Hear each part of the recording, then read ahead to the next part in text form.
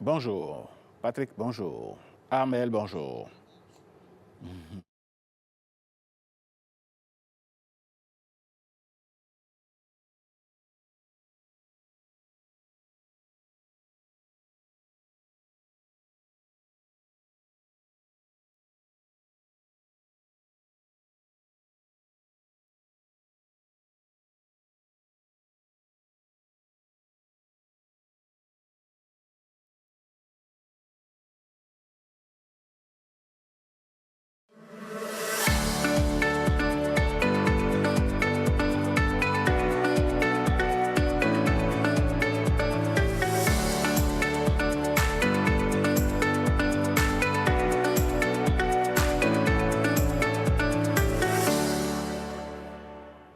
Mesdames et messieurs, bonjour. Nous sommes le mardi 7 juillet 2026. Cotonou se réveille sous la pluie encore une fois, mais cela ne nous empêche pas de vous servir Bonjour le Bénin.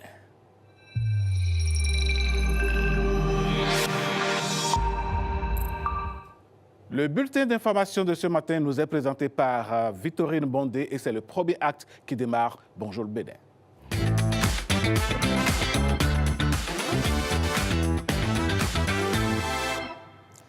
Un plaisir de vous retrouver ce matin. Bonjour et bienvenue. Démarrons par l'actualité institutionnelle. Le président de la République, Romuald Wadayi, a achevé hier lundi 6 juillet 2026 sa visite d'amitié et de travail en République islamique de Mauritanie. Une rencontre de haut niveau consacrée au renforcement de la coopération bilatérale et aux grands enjeux régionaux. Le récit, c'est avec Marcela Rossi. À Nouakchott, le président de la République, Romuald Wadayi, a été accueilli avec les honneurs par son homologue mauritanien, Mohamed Ould Cheikh El Ghazouani.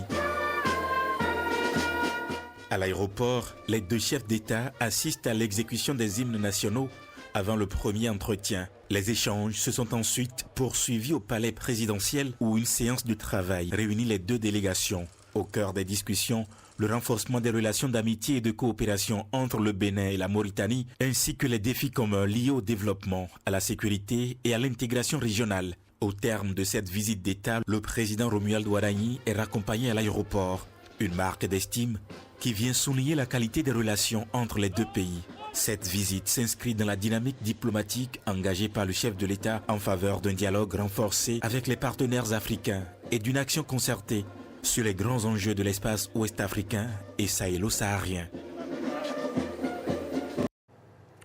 Et cette mission, effectuée à l'invitation de son homologue Mohamed Ould Cheikh El Ghazouani, a permis aux deux chefs d'État de réaffirmer leur volonté de renforcer la coopération entre leurs pays dans plusieurs domaines stratégiques. Suivons ici l'intégralité du communiqué de presse à l'issue de cette rencontre avec Jérôme Mumbo. Cotonou, le 6 juillet 2026. Le président de la République, son Excellence, M. Romuald Wadayi, a achevé ce lundi 6 juillet 2026 la visite d'amitié et de travail qu'il a effectuée en République islamique de Mauritanie à l'invitation de son homologue, son Excellence, M. Mohamed Ould Cheikh El Ghazouani. Au cours de leur entretien, les deux chefs d'État ont passé en revue l'état de la coopération entre le Bénin et la Mauritanie et réaffirmé leur volonté commune de la renforcer. Les échanges ont porté sur plusieurs domaines d'intérêt partagé, notamment la coopération économique, la connectivité, la sécurité et l'intégration régionale. Les deux parties ont convenu de poursuivre le dialogue en vue d'un partenariat renforcé au service de leur peuple et d'une action concertée sur les enjeux de paix, de stabilité et de développement du continent. Le président Romuald Wadayi a exprimé sa gratitude à son homologue mauritanien ainsi qu'au peuple mauritanien pour la qualité de l'accueil et l'esprit de fraternité qui ont marqué son séjour en Mauritanie.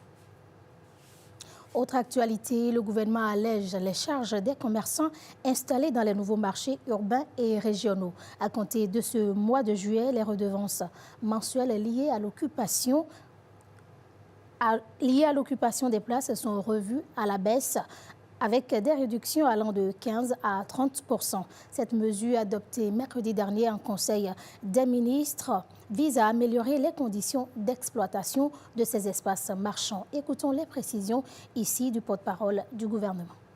Lorsque dans un marché, vous payez 300 francs par jour ou 600 francs par jour, il y en a qui considèrent qu'il aurait fallu être à 400 plutôt que 600. Et partout où le candidat Wadayi est passé, et les femmes qui étaient présentes ont évoqué ce sujet.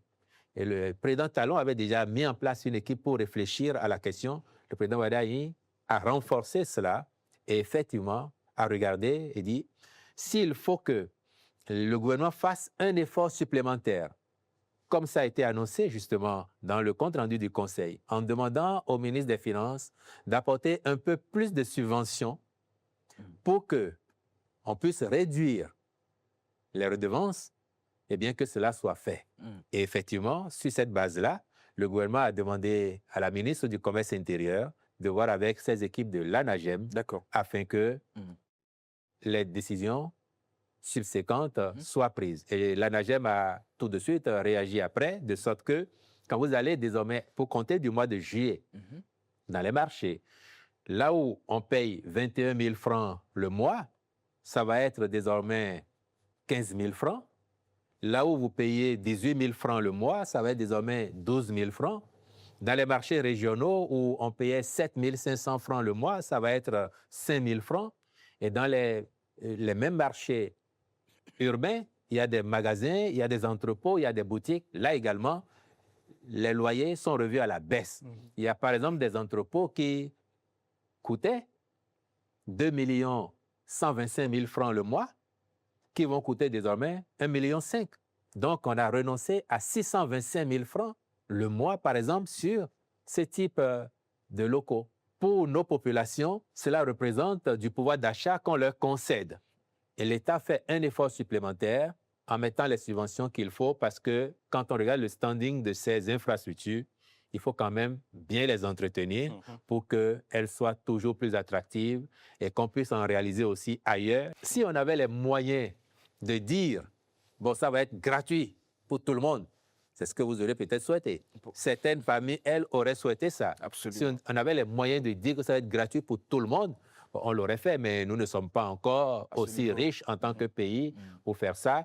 Et le minimum qu'on demande à nos marchands, des marchands, c'est d'apporter leur contribution pour que l'État assure l'entretien régulier et le maintien en bon état de service de ces infrastructures afin qu'eux-mêmes et elles-mêmes continuent à avoir envie d'y aller, que les populations aient envie d'y venir et qu'ailleurs où on n'a pas encore fait et que nos populations les attendent, que nous puissions en réaliser aussi pour les autres qui n'en ont pas encore reçu.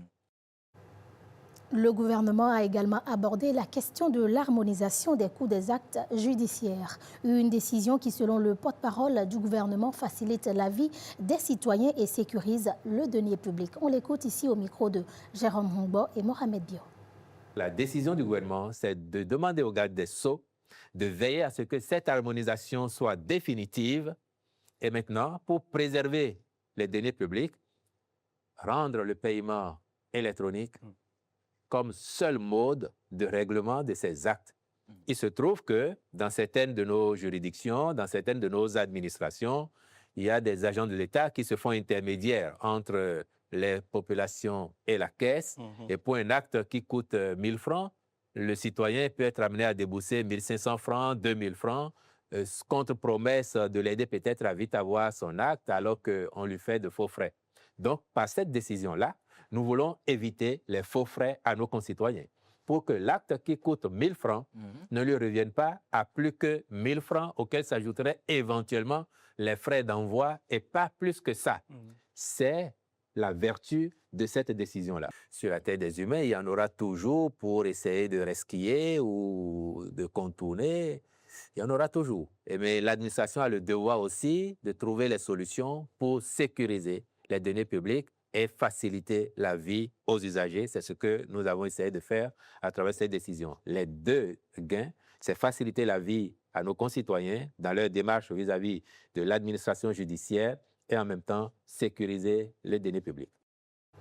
Dans le reste de l'actualité, Cotonou accueille depuis hier les hauts responsables des sociétés africaines d'assurance à l'occasion des États généraux de l'assurance. Pendant 3 jours, les participants réfléchiront donc aux moyens de promouvoir une assurance plus inclusive afin de renforcer la protection des populations. Nous vous proposons ici un extrait de l'allocution du président de la Fédération des sociétés africaines d'assurance de droit national, Mamadou Koné, prononcé à l'ouverture des travaux. Il est au micro de Lenaïk Agbazaou et Lauriel Souba. On m'a accepté que ceux qui sont les plus exposés au risque soient précisément ceux qui en sont les moins protégés. Le temps est ainsi donné pour ce conclave des hauts responsables des sociétés africaines d'assurance de droit national. Une ambition commune, rendre l'assurance inclusive, accessible à toutes les couches de la société. L'écrasante majorité de nos concitoyens, qu'il s'agisse de l'agriculteur, de la commerçante, du chauffeur de taxi, de l'artisan, du jeune diplômé, vit sans aucune protection contre les risques liés à leur environnement. Un seul accident, une seule maladie, une seule mauvaise récolte ou un seul incendie suffit à faire basculer une famille entière de la dignité vers la précarité. Nous devons, à l'issue de nos travaux, trouver les meilleurs moyens possibles pour offrir une protection simple, accessible et abordable aux personnes traditionnellement peu ou pas couvertes par les assurances classiques. Il est question à Cotonou, pour la grande famille africaine des assureurs, de bâtir des solutions et de créer un environnement favorable à leur mise en œuvre. Le pacte panafricain de l'assurance inclusive. Cette ambition est parfaitement en phase avec les orientations stratégiques du gouvernement béninois qui a fait de l'inclusion financière et de la protection des populations une priorité majeure de son action publique. La participation du Conseil économique et social est de l'accompagnement, de la pédagogie, de l'information. Alors je ne dirais pas sensibilisation parce que ça revient aux différents acteurs de ce secteur-là d'aller sur ce terrain. Mais nous allons informer nos populations pour qu'elles soient conscientes. On peut l'appeler également sensibilisation. Ménages à faible revenu, petites et moyennes entreprises, acteurs du secteur informel, que nul ne soit laissé sans protection face aux aléas de la vie sur le continent. Tel est le vœu des professionnels de l'assurance ici réunis. Autre actualité, Pepco Bethesda donne l'exemple à suivre dans le cadre des réformes du secteur de la microfinance. Elle a procédé à l'installation des membres de ses organes dirigeants. Une longue route qui connaît enfin une belle arrivée. C'est ce que nous rapporte ici ce compte rendu. 5e résolution. Pepco Bethesda pose les jalons d'une gouvernance exemplaire. Par l'installation officielle des membres des organes dirigeants, l'institution donne l'exemple à suivre dans le cadre des réformes du secteur de la microfinance. Le processus a été long, plein d'obstacles, mais couronné de succès. La nouvelle étape a porté sur le rappel des résolutions fixant la désignation des membres et un aperçu des réalisations. À la signature des registres d'installation, les responsables investis ont unanimement pris l'engagement d'œuvrer pour une gouvernance responsable. Ne sont pas des gendarmes, ne sont pas des policiers, mais nous nous joignons aux autres organes pour que chacun joue efficacement son rôle. Si nous avons pu atteindre cette étape, ce n'est pas parce que nous avons compté sur notre technicité, tout simplement parce que nous avons eu de la connaissance pour savoir que le nom de Dieu est invoqué sur cette institution et il doit être au cœur des opérations. Dieu doit être dedans. La manière dont les choses ont été conçues, ce n'est pas l'homme, c'est vraiment Dieu, c'est vraiment le Saint-Esprit. L'installation est un tournant décisif, mais le dernier. Il sera suivi d'autres étapes. Les étapes à franchir prochainement, c'est la phase de formation. C'est la phase de formation et la phase de sensibilisation. Il y a des formations qui seront données pour tout le monde généralement et pour chaque organe spécifiquement. Nous avons prévu également des outils pour faciliter le bon fonctionnement des différents organes qui vont intégrer également les innovations actuelle, tel que je l'ai dit, parce que la tendance aujourd'hui, c'est le numérique. Le pari, gagné pas seulement par l'œuvre des cadres et autres experts, il est aussi le fruit d'une grâce divine. Parlons culture à présent. Ils tiennent dans la paume de main, mais racontent l'histoire de tout un pays. Manier, porte-clés, tableaux ou objets décoratifs, derrière ces créations se cache une ambition, faire du patrimoine culturel béninois un souvenir authentique capable de voyager aux quatre coins du monde. Lancée officiellement vendredi dernier, la marque Souvenir du Bénin entend transformer chaque objet en véritable ambassadeur de notre identité culturelle. Reportage Rodrigue Olababagbeto, Mathieu Degbeglo et Constantin Agbo. Au marché des arts, une marque se fait discrètement une place. Sans grand bruit, elle attire les regards, suscite la curiosité et redonne à chaque objet une identité profondément béninoise. Chaque journée commence ici, dans cette boutique devenue le point de départ d'une ambition plus grande pour Erika Tiquet. Ici, nous avons du nord au sud tous les monuments et les personnages emblématiques qui ont marqué l'histoire du Bénin. Nous avons au nord les Tata Samba, nous avons les chevaliers de la Ganie. Quand on descend un peu plus vers le bas, nous avons Bomé le Palais Royal, nous avons Tofa Ier à Porto Novo et l'Amazone qui est aujourd'hui un monument emblématique du Bénin. Ça particulièrement, c'est une senteur de voiture que nous avons faite avec le profil de l'Amazone. Ça vient remplacer un peu ce qu'on connaît habituellement, les arbres magiques dans les voitures. Et donc nous avons différentes senteurs que nous proposons pour notre clientèle. Des objets de quelques centimètres seulement, mais qui racontent des siècles d'histoire. Derrière cette apparente simplicité se cache une conviction. Le Bénin mérite des souvenirs qui lui ressemblent. Souvenir du Bénin, c'est une marque qui est partie d'une initiative toute simple. Je me suis dit, quand les touristes vont venir au Bénin, ils doivent repartir avec des objets qui leur rappellent leur passage au Bénin. Qu'est-ce qu'on leur offre? Les maniers sont devenus les ambassadeurs les plus prisés de la marque, de petits formats qui séduisent touristes, visiteurs et membres de la diaspora. Pour cette cliente venue faire quelques achats, ces créations racontent enfin le véritable visage du pays. La conception, c'est fin, c'est raffiné, c'est beaucoup plus authentique. Je trouve que ça ressemble plus au Bénin. Depuis quelques jours, un moment de silence s'incruste toujours dans son quotidien. Le jeune homme veut franchir une nouvelle étape de sa vision avec le lancement officiel de la marque. Il était temps pour nous de nous faire connaître au plus grand public. Donc cette étape, c'est la confirmation de notre travail. C'est aussi surtout l'envie d'aller chercher de nouveaux marchés dans la sous-région. Sa vision devient réalité dans cette salle réunissant autorités, partenaires et représentants d'organisations internationales. Souvenir du Bénin affirme désormais son ambition de devenir une référence de l'industrie culturelle et touristique béninoise. La priorité, c'est la mise en valeur du patrimoine. C'est des initiatives qu'il faut encourager et il faut que, en fait, nous, opérateurs, qu'on puisse tout naturellement inclure en bout de chaîne dans nos produits. Moi, c'est une fierté d'avoir Souvenir du Bénin et c'est un produit d'excellente qualité. Derrière chaque manier, chaque porte-clés ou chaque objet décoratif, c'est un récit qui s'exporte, celui d'un peuple, d'une culture et d'une histoire. Et c'est sur ces images que se referme ce bulletin d'information. Merci de nous avoir suivis. Ne décrochez surtout pas car Bonjour le Bénin se poursuit. Moi, je vous donne rendez-vous demain, même heure. Et d'ici là, portez-vous bien. Merci à vous, ma chère Victorine. Je vous souhaite une très belle journée également. Belle journée de mardi à vous. À demain. Allez. Mesdames et messieurs, votre émission va se poursuivre. Justement, nous allons recevoir notre toute première invitée. Et oui, il s'agit d'une dame. Le Bénin est honoré par sa personne, par son talent. Et on va l'accueillir dans un instant en lui dressant ce tapis.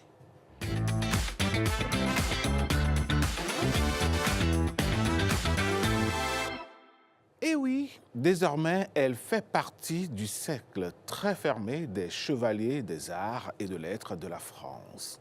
Elle est béninoise. toute sa vie et elle a mis son art, son talent au service du théâtre, au service de la comédie, au service des arts de scène, je dirais au service du cinéma. Ce matin, nous avons le plaisir, je dirais même l'honneur de recevoir Nathalie Rouvoyekpe. Bonjour, bienvenue à la maison. Bonjour, merci beaucoup. Comment allez-vous? Je vais très bien. Qu'est-ce que ça fait de voir ces efforts couronnés par l'entrée dans l'ordre des chevaliers des arts et des lettres de France? Au début, je me dis c'est un rêve, ce n'est pas vrai, jusqu'à ce que la médaille soit posée et autour des amis qui me félicitent. Et oui, ça fait du bien.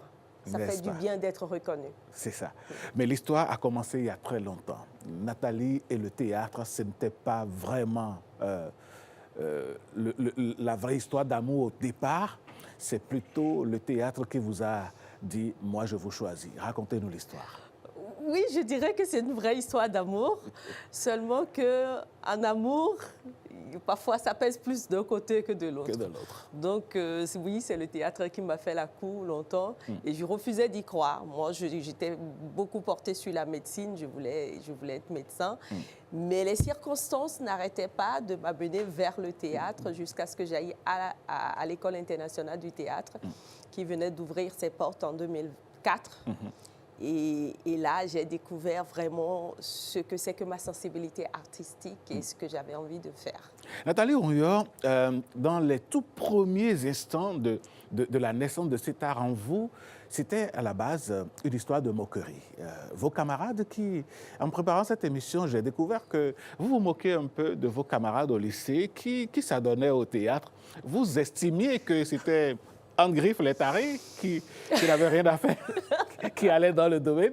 Et puis après, l'histoire a tourné court quand vous êtes arrivé à l'université. Racontez-nous l'histoire. Je l'avoue, je le confesse.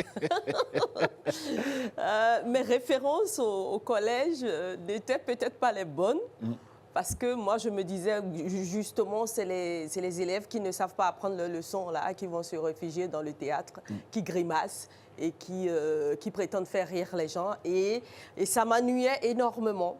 Peut-être parce que je n'avais pas encore rencontré ce qui m'intéresse dans le théâtre. Et moi, ce qui m'intéresse dans le théâtre, c'est le verbe. C'est les mots, c'est la façon dont des auteurs cuisinent les mots et que les acteurs les portent.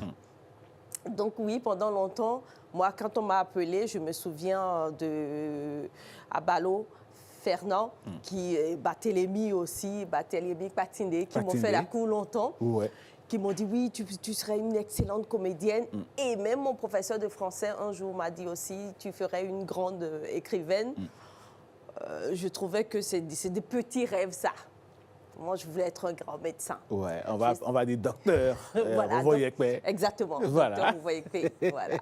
Et jusqu'à ce que j'arrive à l'université, et là où je parle d'amour, c'est parce que j'étais à la recherche d'une cabine en résidence universitaire que je suis allée vers le ACE. Parce qu'on m'a dit, quand on est dans une association d'étudiants, c'est beaucoup plus facile.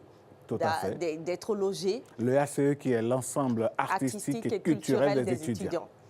Et comme j'avais des connaissances justement dans cette association, je suis partie à l'EACE, je me suis inscrite à la session théâtre et danse traditionnelle justement parce que mes amis y étaient. Et très vite, moi j'ai découvert la poésie. Parce que l'EACE faisait des prestations, des déclamations poétiques et comme j'avais une très bonne mémoire, souvent on me distribuait pour des interventions de dernière minute. Moi, j'apprenais facilement mon texte. Et c'est en faisant ça que j'ai rencontré Béo Aguia, que tout le monde connaît sous le nom de Mastacool, qui me fait signer mon premier contrat professionnel. Donc, il avait une commande pour le FITEB, le Festival international du théâtre du Bénin, qui n'était pas accessible à beaucoup de comédiens, malgré qu'ils avaient de la pratique. Donc, que je signe un contrat professionnel, en plus, les conditions financières étaient conséquentes. Moi, je me suis dit, ah ouais, Nathalie, pourquoi pas? Ça y est, quoi. Et à partir du moment, je suis aussi comme ça, à partir du moment où je décide de faire quelque chose, il faut que je le fasse bien. Et c'est pour ça que je suis allée vers l'école de théâtre, pour C'est pouvoir apprendre, parce que jusque-là, je ne C'était un peu comprenais pas amateur, encore. Voilà. mais là, vous devenez la professionnelle. Mais Nathalie, finalement, vous êtes une pépite, sinon que vous avez été une pépite découverte très tôt par de grands noms du théâtre. Quand on parle de Barthélémy Patiné, par exemple, on ne le dit pas assez, c'est vrai qu'il a été monteur dans cette maison SRTB. Mais déjà au collège, je me souviens qu'on a monté ensemble le premier groupe de poésie et de déclamation de théâtre du CEG, ce qui s'appelle aujourd'hui le CEG 1 d'Abomey Calavi. Et donc, il a l'art dans l'âme. Mais Nathalie, quand on cultive cet art-là, on vous a vu sur plusieurs planches, on vous a vu faire beaucoup de projets. Qu'est-ce qui vous marque aujourd'hui dans ce parcours jusqu'à ce matin? Ce qui me marque beaucoup, c'est les rencontres. Je crois que c'est ce que je gagne de plus précieux dans mon art. C'est les rencontres avec des personnes partout sur la terre, et aussi rencontres avec des histoires de femmes surtout. Et ça, je suis très sensible aux histoires de femmes. Donc, c'est des choses qui me nourrissent énormément et qui me portent, qui me font grandir. Donc, à part le fait que j'arrive quand même à vivre de cet art, ce qui n'est pas toujours évident, il y a aussi ça. Il y a que je gagne beaucoup, je suis riche d'histoires, je suis riche de personnes, je suis riche d'amis. Nathalie Rouvoyekpe, on va suivre un extrait d'une production. Oh. Et vous allez nous dire, j'imagine votre surprise, et vous allez nous dire ce qui se cache derrière. Avec la complicité de la régie, voici l'extrait dont il est question. Du matin au soir. Avec son gros ventre. Pas gentille, la petite chienne. Pas gentille du tout. S'il te plaît. Quoi? Tu n'aimes pas l'histoire de la malheureuse petite chienne? Trop triste? Hein? Trop sale aussi?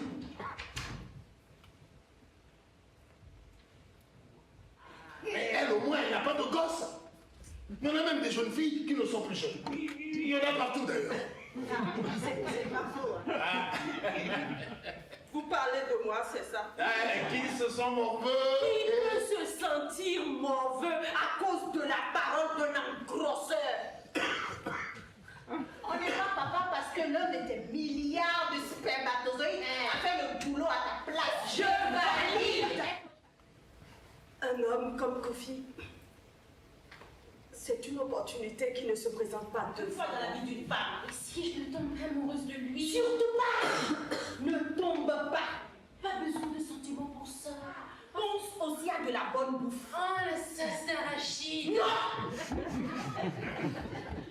Pluie de méfiance, pluie de trahison, de cachotterie, de conflits, de tourments, de dissensions, d'inimitié.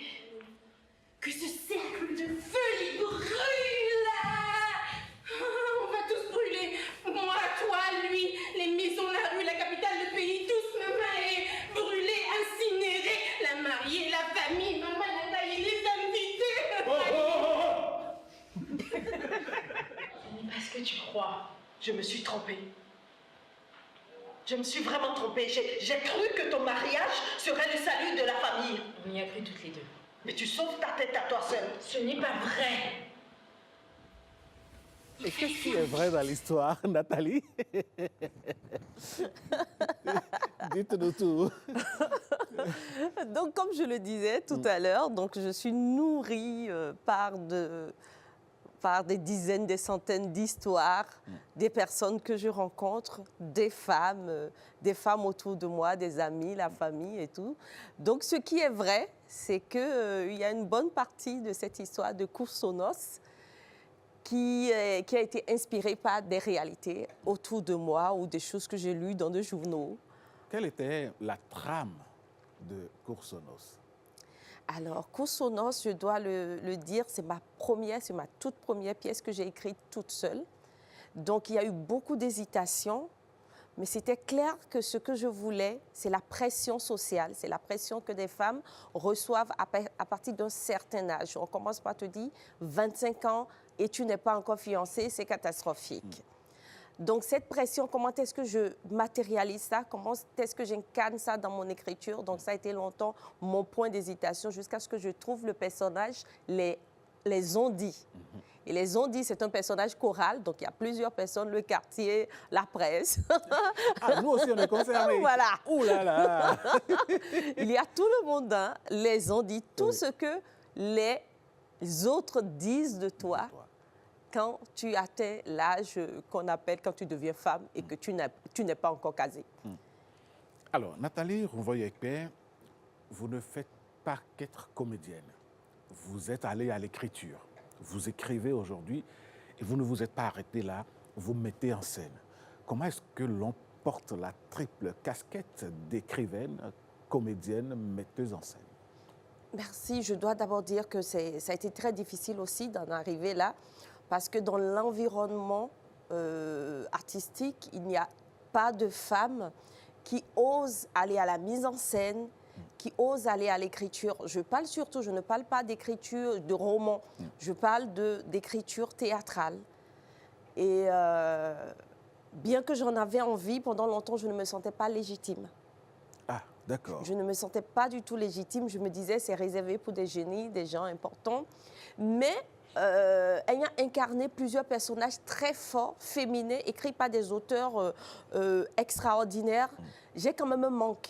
Je me dis, la parole est interprétée. Le propos de la femme est interprété par des hommes qui les écrivent.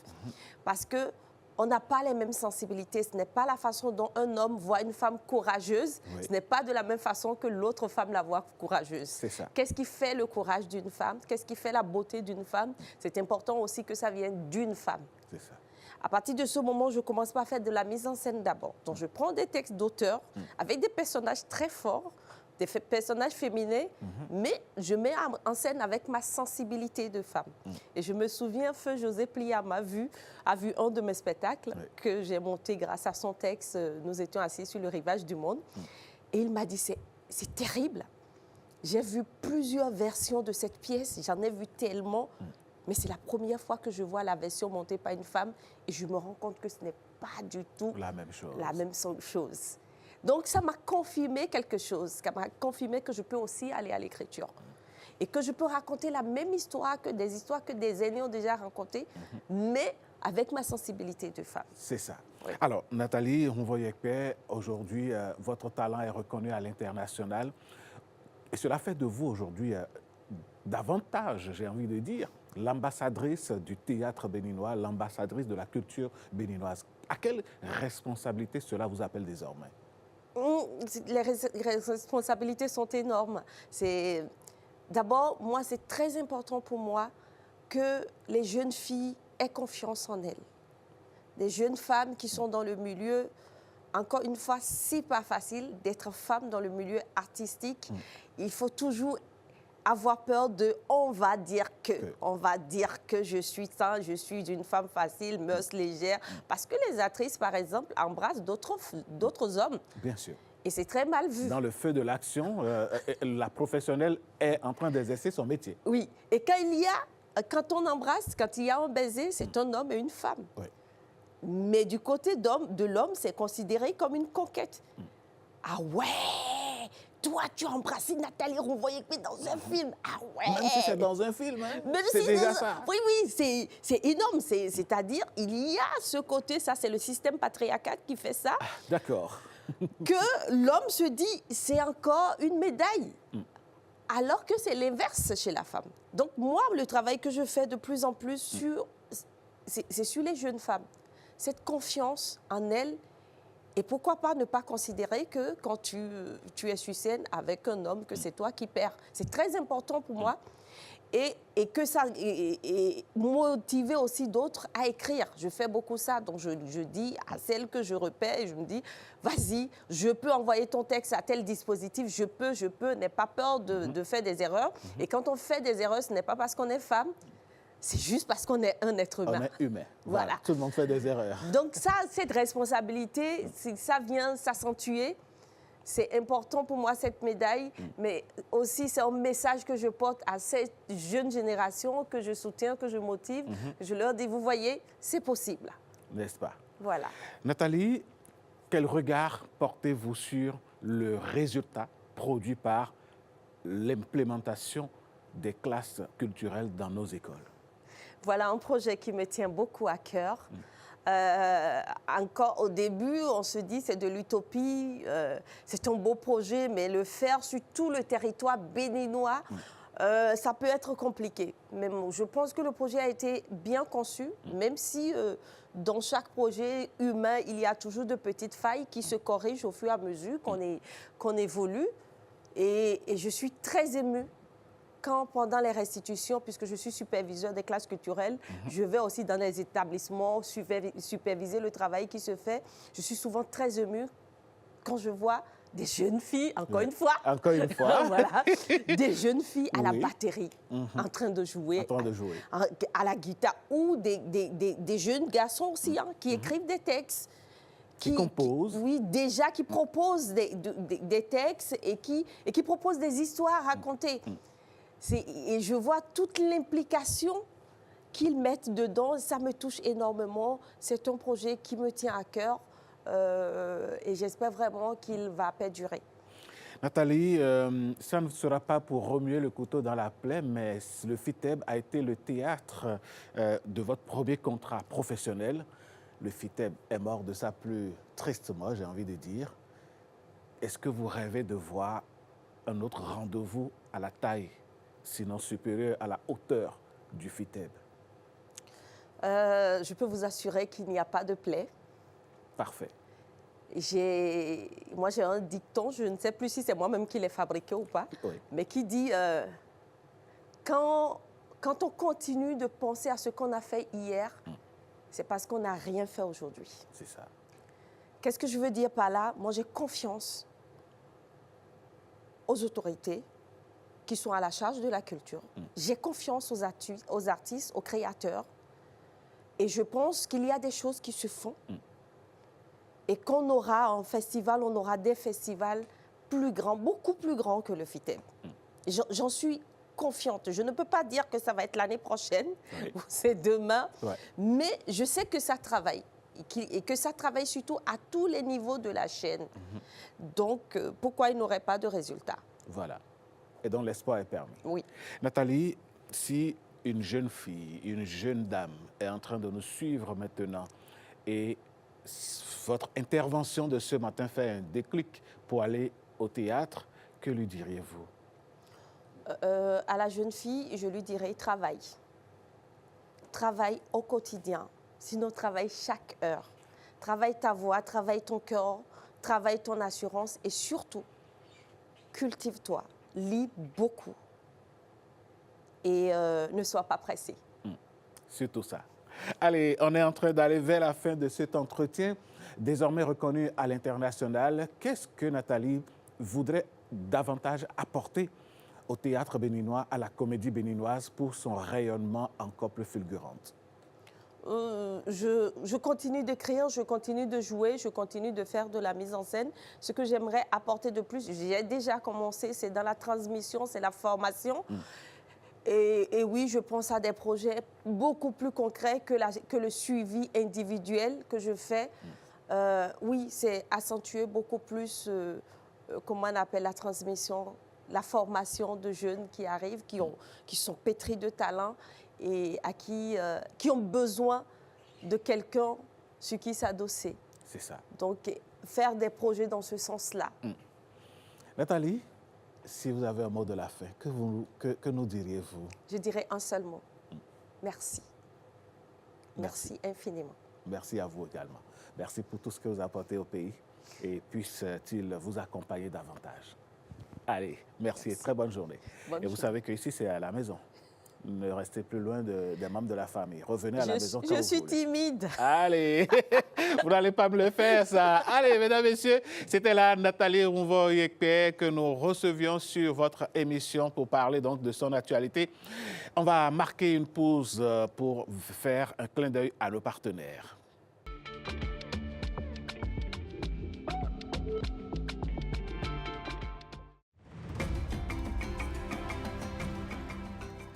Pour une femme enceinte, bien se nourrir, c'est prendre soin de son bébé dès le ventre. Dans nos villages et nos villes, les aliments locaux regorgent de richesses nutritionnelles. Manger varié et équilibré, du maïs, du mil, du manioc ou du riz. pour l'énergie, des légumes verts comme l'amarante et le moringa, des fruits de saison comme la papaye et la mangue. Ajoutez à votre assiette des protéines, du poisson, des œufs, des légumineuses comme le niébé. Pensez aussi à boire beaucoup d'eau et à consommer du lait ou du fromage. Évitez les aliments trop gras, trop sucrés ou transformés. Une maman bien nourrie, c'est un bébé en bonne santé, prêt à affronter l'avenir. Mangez local, mangez équilibré pour offrir à votre enfant un bon départ dans la vie. Ceci est un message de l'Agence nationale de l'alimentation et de la nutrition, ANAN. Comprendre pour agir en faveur de la nutrition. Le programme 20 000 logements sociaux et économiques est désormais une réalité. Il est enfin possible pour chaque Béninois ou non d'acquérir un logement moderne, adapté et abordable. Bien plus qu'un simple projet immobilier proposant des logements avec un séjour spacieux, 3 chambres confortables, une cuisine fonctionnelle et des sanitaires modernes, ce programme offre un véritable cadre de vie avec des pistes cyclables, des espaces verts, des aires de jeu pour le bonheur des plus jeunes et la convivialité entre familles. Tous les logements du programme sont conçus selon une typologie F4. Si vous êtes éligible, optez pour une villa sociale pratique et confortable avec un séjour, 3 chambres à coucher, une cuisine et une salle d'eau. Sinon, choisissez parmi l'un des 3 types d'appartements économiques avec toujours un séjour, 3 chambres à coucher, une cuisine, 2 salles d'eau, une buanderie et un balcon. Ou alors, notre top produit, une villa plus grande et plus spacieuse avec un séjour, 3 chambres dont une parentale avec salle d'eau attenante, une deuxième salle d'eau, une cuisine, une arrière-cour, une chambre de service et un garage. En location achat avec des mensualités étalées sur 25 ans selon le type de logement choisi, en achat au comptant ou en location simple pour appartements économiques. Les villas sociales sont exclusivement réservées aux fonctionnaires de l'État béninois sous condition d'éligibilité. Quant aux logements économiques, ils sont ouverts à tous sans distinction de nationalité. Fonctionnaires, salariés du secteur privé, artisans, agriculteurs, commerçants, professions libérales, retraités, béninois de la diaspora et bien d'autres encore. Retenez bien, le programme 20 000 logements offre à toutes ces cibles résidant au Bénin ou de toute autre nationalité l'option privilégiée de la location achat sur une durée de 25 ans pour les logements économiques. Dès que vous êtes attributaire de votre logement, vous n'avez qu'à payer 1 mois de caution et votre première mensualité et vous recevrez vos clés. Payez ensuite vos mensualités avec possibilité de lever l'option d'achat à tout moment. Vous devenez ainsi propriétaire avec des mensualités à partir de 97 000 francs CFA pour un logement social. Pour tout savoir sur le programme, les logements disponibles, les conditions d'accès et les étapes pour devenir propriétaire, consultez la plateforme programmelogement.bj pour réserver votre logement en un clic. Le programme 20 000 logements, c'est l'assurance du confort moderne accessible à tous.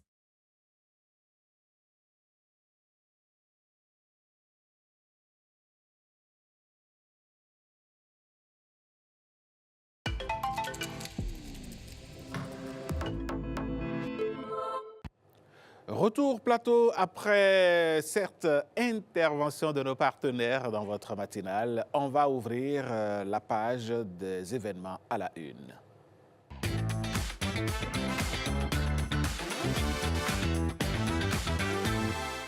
Événements à la une. Dans un premier temps, nous allons commencer par parler de ces manuels qui pourraient aider nos enfants, vos enfants, à mieux percer à l'école. On en parle des ouvrages didactiques avec Patrick Diossou. Bonjour. Oui, bonjour Alain Souchoumé. Et ce matin? Ça va super bien. Oui, malgré la pluie. Ah, mais bien sûr, on n'a pas le choix. Oui. Vraiment, hein? Ça nous perturbe un peu, mais bon, oui. C'est la saison, on va faire avec. On va faire avec. Voilà. Oui. Alors, on vous va avez prier parlé Dieu de nous donner les moyens de ne plus nous faire lessiver par la pluie. Oui. Il est temps qu'on ait quand même oui. de bonnes voitures. Oui, oui, c'est vrai. Quand même. Allez. Oui. Alors, vous avez parlé de vacances, vous avez parlé de livres. Oui. Alors, ce dont nous allons parler ce matin, nous allons parler de vacances. De vacances, pourquoi? Ces livres vont permettre de commencer déjà à travailler pendant les vacances et puis à commencer une nouvelle année en toute beauté. Et nous allons, après ces livres, parler d'autres vacances, des vacances en sport, des vacances en football. On commence déjà par deux ouvrages piqués dans la panoplie des ouvrages qu'il a sortis. Jean Gana, c'est un écrivain, c'est un enseignant, mais qui écrit depuis une dizaine d'années, je crois déjà. Jean Gana, bonjour. Bonjour, monsieur Patrick. Bonjour, monsieur Gana, et bonne arrivée à la maison. Merci bien. Alors, ça fait peut-être une dizaine d'ouvrages déjà écrits 10 ou 8 à peu près. Ah oui. 8. Et ces deux ouvrages on les a sélectionnés ensemble pour parler des vacances déjà qui ont commencé, pour parler de ce qui va se passer pour la rentrée. Le premier ouvrage, c'est la synthèse en graphique, en graphisme. Voilà. Oui, synthèse en graphisme. C'est quoi déjà le graphisme?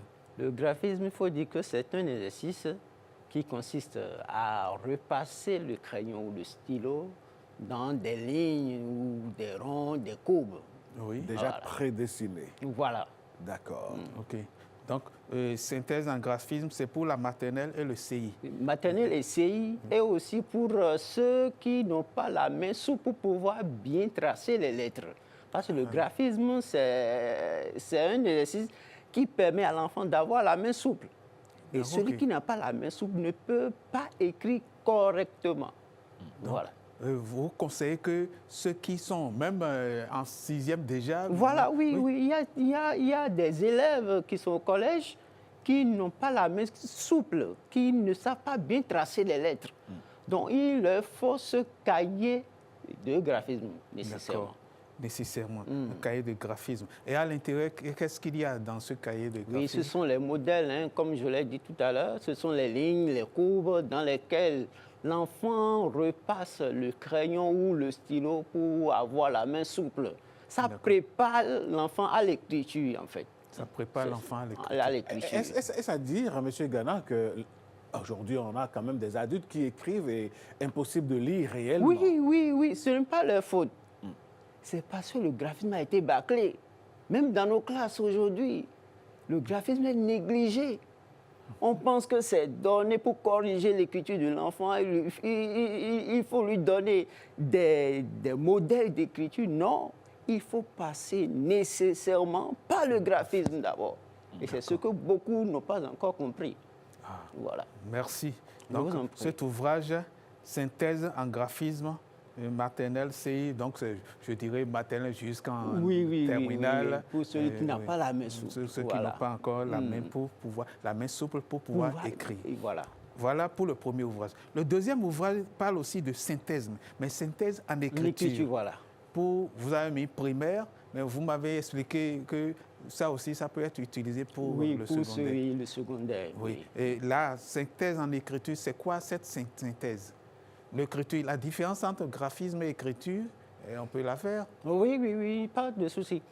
L'écriture, c'est le tracé des lettres. D'accord. Dans le graphisme, l'enfant repasse le crayon ou le stylo dans des lignes qui sont en pointillé. Oui. Donc c'est bien différent. Voilà. Alors, le tracé des lettres, qu'est-ce qu'il faut pour pouvoir se retrouver dans cet ouvrage? Et on l'ouvre simplement, on commence par écrire comment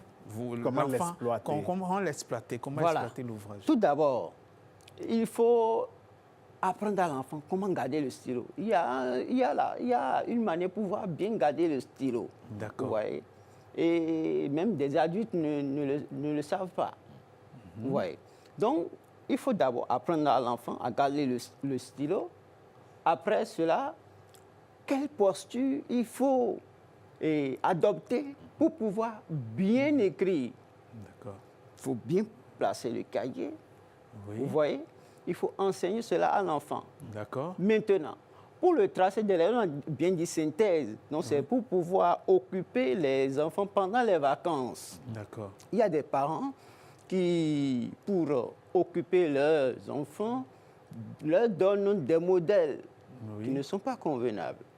Donc, c'est pour pouvoir corriger cela que nous avons mis à la disposition des enfants ce cahier d'écriture intitulé Synthèse en écriture. D'accord. Voilà. Donc, synthèse en écriture, synthèse en graphisme, synthèse en écriture, ce sont des cahiers d'écriture. Voilà, des cahiers d'écriture. Oui. Lorsque lorsque l'enfant prend, est-ce que c'est l'enfant tout seul qui le fait ou bien le parent l'accompagne? Quel est le rôle des parents pour ce travail-là? Voilà. Il faut accompagner l'enfant.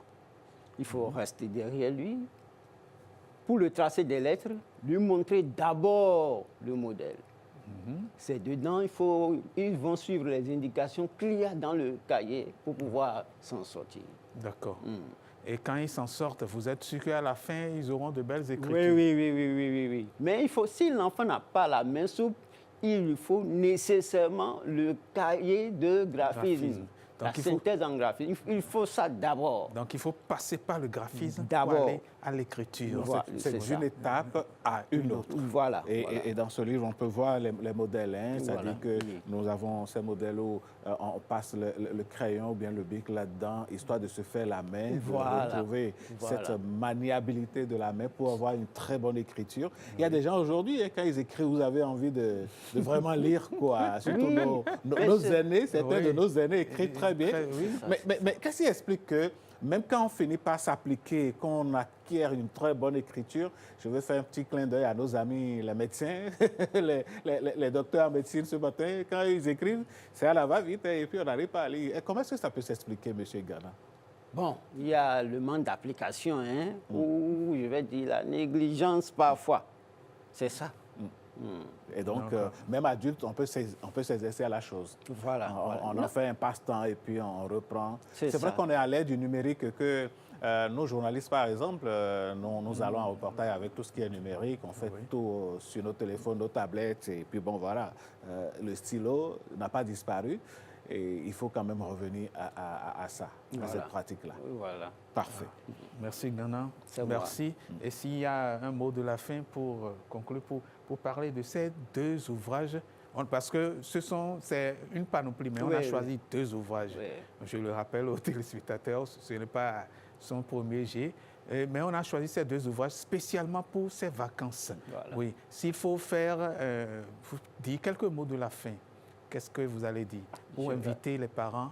Je vais inviter les parents à se procurer ces ouvrages pour permettre à leurs enfants de bien passer les vacances. Parfait. Voilà. Merci beaucoup. On vous souhaite bon vent à vos collections. Collection Soleil, vous les avez dénommées. Oui. Et on va s'appliquer à devenir des calligraphes, pourquoi pas. Allez, merci, M. Ghana. Merci bien. Alors, Patrick Dossou, on va à présent parler de sport. Pendant les vacances, il n'est pas rare de trouver nos enfants derrière des ballons. Et donc, c'est le moment pour nous de vous dire, si vous circulez à moto ou bien vous êtes au volant et que vous voyez un ballon en train de circuler ou bien un ballon apparaît dans la rue comme ça, ralentissez parce que derrière, il y a forcément un enfant qui est en train de courir pour venir chercher son ballon. Exactement. Oui, vous savez, il y a eu une habitude pour certains parents. Quand on voit l'enfant courir derrière le ballon, on dit non, laisse tomber. Il faut venir à la cuisine, il faut venir faire ceci. On considère que le ballon, c'est juste un jeu qui n'est pas utile pour le corps. Alors que c'est tout le contraire. Alors que c'est tout le contraire. Et donc, ils ont pensé à un tournoi, à une compétition. Ils ont parlé des U15 et des U21, ils vont expliquer, bon... D'accord. Allez, on va parler donc de Joy Talent Football. Bonjour, monsieur. Bonjour. Alors, le projet Joyce League Football ou Joyce League Talent? Joyce League Talent. Ah, Joyce League Talent. Alors, ce projet est venu comment? Qu'est-ce qui vous a poussé à initier ce genre de projet? Merci beaucoup déjà pour la question et merci pour l'accueil réservé. Joyce League Talent est venu du fait que, comme vous l'avez dit, beaucoup d'enfants rêvent aujourd'hui d'exprimer leur talent. Dans nos écoles, nos quartiers, nos rues, nous rencontrons que beaucoup d'enfants ont soif de football. Quand on leur donne un peu d'espace, ça peut être des sachets qu'ils vont mettre ensemble, de papier, ils se jettent dans la rue et se mettent à s'amuser. nous avons réfléchi avec un comité très solide. Qu'est-ce qu'on pourrait faire dans ces vacances pour apporter une lumière, pour révéler ses talents? Et c'est de là qu'est venue l'idée de mettre en place une compétition qui va se baser spécialement sur la jeunesse. Alors, notamment... vous, Ange Camille Adjomonsi Fadé, vous êtes le promoteur donc, de cette idée, vous êtes l'initiateur. Alors, comment cela va se passer? Vous m'avez parlé en plus de U15 et de U21. C'est quoi U15 et U21? Les U15, nous avons essayé de mettre une limite d'âge pour réellement montrer que le football d'aujourd'hui, ça commence avec les plus petits. D'accord. Et pour les enfants de moins de 15 ans ou 15 ans d'âge maximum, ils ont de ces capacités, ils ont de ces réflexions à pouvoir apporter du jeu collectif, du jeu individuel, montrer qu'ils ont du talent et que ce talent peut se démontrer à travers la compétition de la Joystick Talents. Okay. Pour les U21, ça va un peu plus dans le contexte, plus de maturité, plus de vivacité et plus de contact physique pour montrer qu'également des jeunes qui dépassent la tranche d'âge de 15 ans peuvent se retrouver entre eux, produire du football et apporter quelque chose de plus à ce projet béninois qui est de valoriser et de mettre en lumière les talents de demain pour porter le Bénin haut. Alors, en attendant de participer ou bien d'assister à des festivals de but, comment est-ce que ce tournoi de football va se passer? Nous avons déjà débuté le tournoi depuis le 19 juin passé. Depuis le 19 juin passé. Parfait. Et cette semaine-ci, nous sommes dans la phase finale du projet car je pense des mardi et mercredi, nous jouerons les demi-finales. Et samedi, dimanche, nous ferons les petites finales et la grande finale. Okay. Nous avons commencé petitement, la population est venue, elle a découvert que effectivement... Ça se passe où, M. Fadé? Ça se passe au niveau de Tankpe, à Bomé-Calavi. À Bomé-Calavi, Tankpe, ok. À Tankpe, de l'avant, en face du siège de Tankpe. Nous avons un terrain qui nous a été alloué et le public vient, ils ont découvert petitement que c'est un projet gagnant, c'est un projet qui révèle vraiment, parce qu'on se dit U15, U21, ce n'est pas quelque chose d'intéressant, mais ceux qui sont venus une fois, ils ont assisté à nos compétitions, à nos matchs, ils ont dit waouh, ce n'est pas ce à quoi ils s'attendaient, car le Bénin regorge vraiment de talents qui veulent seulement une scène pour l'exprimer. Et c'est ce que nous essayons d'apporter. Donc aujourd'hui, mardi, il y a... Aujourd'hui, mardi, il y a deux demi-finales. Deux demi-finales. Avec une petite finale pour les petits et ensuite pour les grands. Et demain également, deuxième demi-finale pour les petits, les U15, et la seconde pour les grands de U21. Donc on est déjà en plein. Ce n'est pas que ça va commencer. Ça a déjà commencé. Donc aujourd'hui, c'est jour de match. C'est jour de match. Demain, c'est jour de match aussi. Également. Et puis samedi, dimanche. Samedi, ce sont les troisième places. Ceux qui ne pourront pas être finalistes, ils vont s'affronter entre eux pour voir qui sera quand même troisième. Et le dimanche, à la grâce de Dieu, nous allons faire les deux finales, à commencer toujours par la petite pour les enfants et la seconde pour les U21. Oui, ça commence à quelle heure à peu près? Déjà à 14h30, l'installation débute et à 15h. Est-ce que par ces temps de pluie sur la terre bien rouge de Tankpe, vous n'êtes pas dérangé? Bon, nous avons la chance d'avoir un bon terrain, je dirais, parce que quand il pleut, un peu d'eau se retient, mais en moins de 2 heures, vrai, la terre absorbe l'eau. Et nous avons une équipe très dynamique parce que nous sommes tous jeunes dans le comité. Nous travaillons activement à faire passer l'eau sur le terrain et à permettre à ce que le terrain soit praticable. Quand les équipes viennent, elles disent waouh, elles ne s'attendaient pas à ce que le terrain soit ainsi fait. Ok, d'accord. Bon, on est en Afrique, au Bénin. Vous n'avez pas pensé au Rainmaker, par exemple? Non, pas pour ça. Est-ce qu'il y a encore de Rainmaker aujourd'hui quand la saison des pluies prend place? On ne pourra pas voilà, il faut laisser la pluie faire son œuvre. Ok. Maintenant, donc, vous allez, comme mot de la fin, inviter les populations à venir pour assister à ces matchs. C'est libre, entrée libre et gratuite, il n'y a même pas d'entrée. Donc, je vous prie de faire cet appel, de regarder la caméra et de faire cet appel à toute la population. Alors, pas seulement ceux qui sont à Tankpe, ceux qui sont à Bomé-Calavi, ceux qui sont à Cotonou, ceux qui sont un peu au nord, qui veulent venir assister à des spectacles d'enfants, à des moments de joie. Oui. Merci. Alors, je dirais à toute la population béninoise, en passant par Bomé-Calavi, venant sur Cotonou et sur toute l'étendue du territoire, de venir nombreux, nous soutenir, nous accompagner dans cette finalité de la première édition de la Joystick Talent. Parce que je dis première édition, nous voulons faire de cette compétition un rendez-vous annuel où de nombreux talents jeunes seront révélés au Bénin et pourquoi pas, d'ici quelques années, vont porter très haut les couleurs des guépards et défier n'importe quelle nation du monde afin que le Bénin aussi se fasse un nom très très grand dans l'univers du football béninois. Dans l'événement du football. Allez, on va nous dire souhaitons que à c'est tout le monde de venir nous soutenir, un applaudissement, un accompagnement. Ça permettra à tout le monde de croire en Joystick Talent et de faire de ce projet un grand projet, comme nous le souhaitons. C'est un énorme rêve qui va se réaliser et que dans quelques années, on puisse être en mesure de dire que tel ou tel talent vient justement de cette initiative et qui permet aujourd'hui à l'équipe nationale d'être bien en pole position. Patrick, je crois que ça va être tout pour les événements à la une.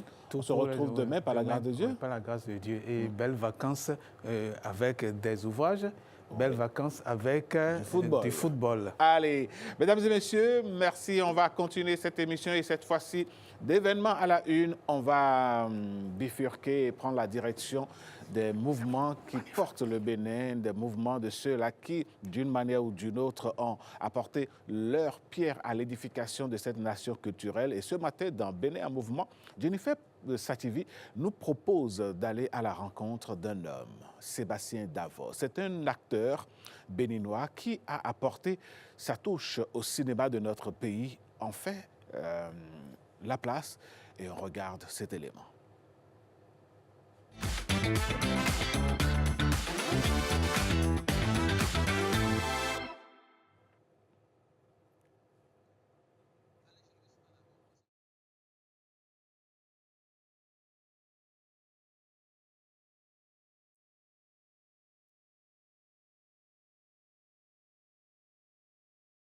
Allez, on va retrouver cet élément, mais avant, on va retourner faire un petit clin d'œil à nos partenaires, histoire de vous revenir juste après.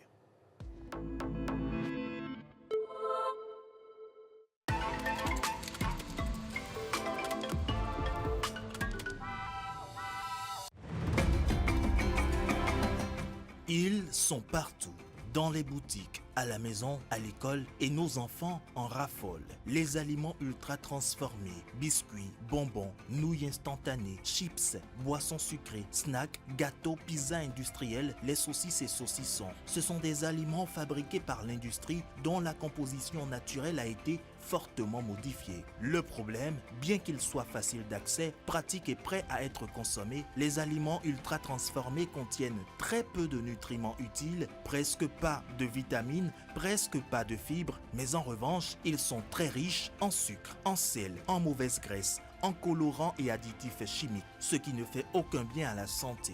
Prenons quelques comparaisons simples. Une canette de boisson sucrée de 33 centilitres, c'est environ 8 morceaux de sucre. Pourtant, l'OMS recommande de réduire la consommation des sucres ajoutés. Les nutritionnistes conseillent de ne pas dépasser l'équivalent de 4 morceaux de sucre ou 4 cuillères à café de sucre en poudre par jour. Prenons un paquet de nouilles instantanées. C'est l'équivalent de plusieurs sachets de sel en une seule portion. À force d'en consommer, ces aliments fatiguent le cœur, le pancréas et augmentent le risque de maladies chroniques même chez les enfants et les jeunes. Alors que faire? La solution est simple. Manger local, manger frais, manger naturel. Fruits et légumes, légumineuses, poissons, œufs, viande maigre. La règle est donc claire. Moins d'aliments ultra transformés, plus d'aliments naturels. Préserver sa santé, c'est possible en faisant les bons choix dès aujourd'hui. Ceci est un message de l'Agence nationale de l'alimentation et de la nutrition. ANAN, comprendre pour agir en faveur de la nutrition. Allô? Ah! Je viens juste de sortir du resto. Non mais, c'était incroyable. Le décor, les lumières, le dessert. Attends, j'ai fait de superbes photos. Faut que je te les envoie. Raccroche pas. Oui, je t'envoie les photos.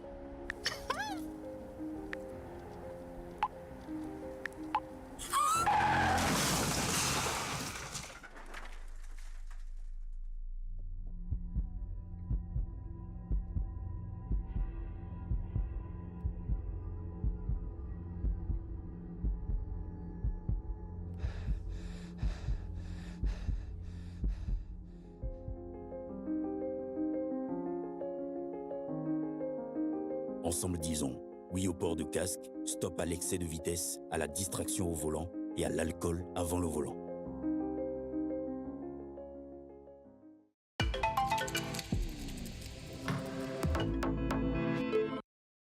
On va certainement retrouver dans d'autres numéros de Bonjour le Bénin cet élément réalisé par Jennifer Sativi sur Sébastien Davor. Mais avant de retrouver tout ceci, on va parler santé. Voici donc l'instant qui s'occupe de votre bien-être.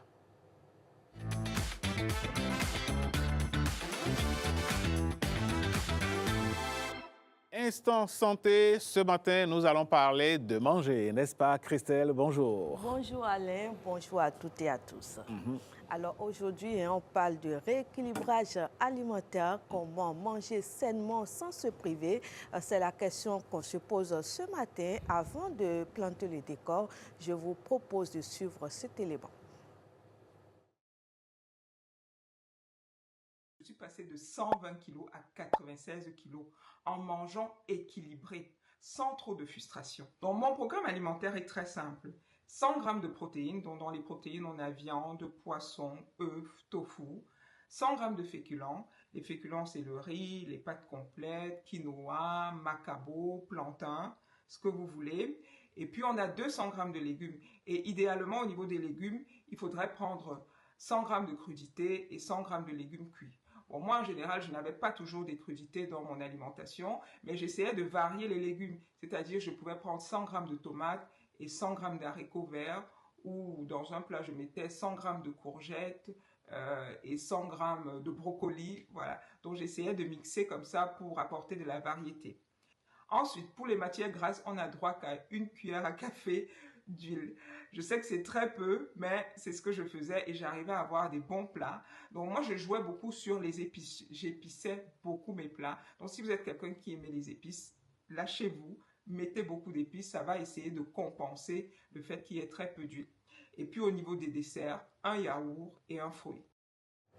Eh bien voilà, qui est bien planté. Hein? Ça, c'est le schéma classique de cette dame qu'elle partage avec nous, Christelle. Absolument, vous l'avez dit Alain. Et nous recevons ce matin un spécialiste pour nous entretenir, bien évidemment, sur la thématique, M. Otis Edro-Quintor, qui est nutritionniste diététiste. Bonjour, bienvenue à vous.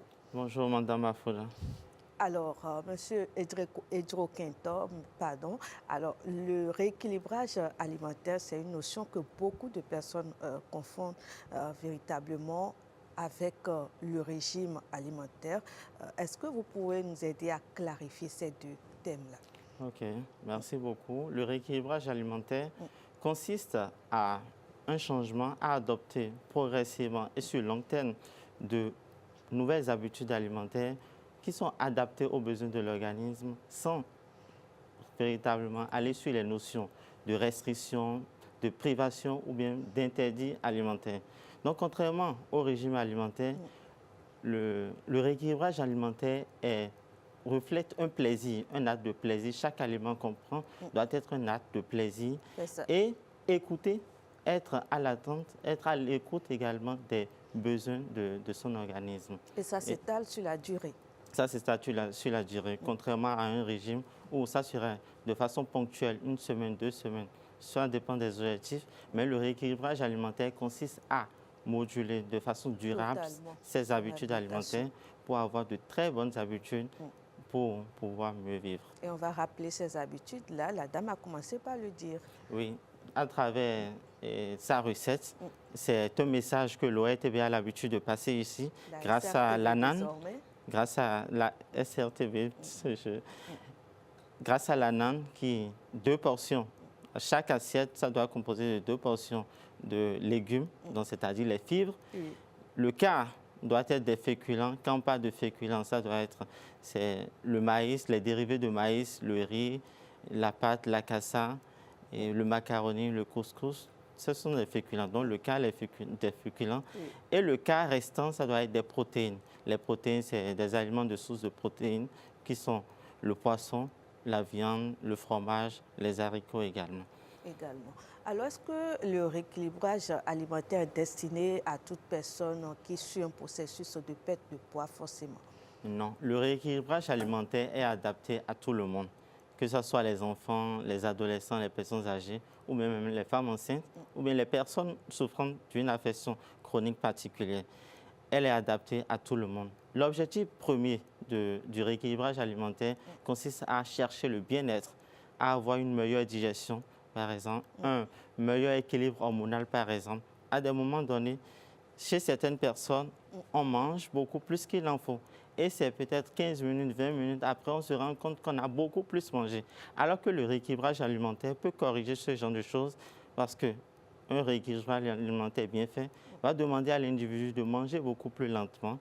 Et ceci, ça va amener l'individu à sécréter au bon moment de la leptine qui va arrêter ou bien qui va signaler et qui va donner des signaux de satiété. Et la personne sera obligée en ce moment d'arrêter de manger au lieu de continuer dans l'excès. Oui. Dans l'habitude des Africains, pour le dire comme ça, dans les maisons, on veut nourrir tout le monde, c'est clair, tout le monde doit manger. On met une grosse marmite sur le feu pour faire une grosse sauce, une grosse pâte, et puis on distribue et ça s'arrête là. Jamais ça n'est précédé ou suivi de fruits ou bien de tout ce que vous êtes en train de dire là. Comment est-ce que nous allons réussir à corriger cette habitude?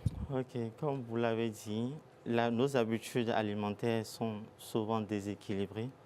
Une grande quantité de pâtes ou bien une grande quantité d'acassa accompagne juste une petite quantité de sauce. Avec une petite portion de poisson ou de viande? Très bien. Donc cette habitude, ça ne permet pas réellement d'avoir une bonne alimentation.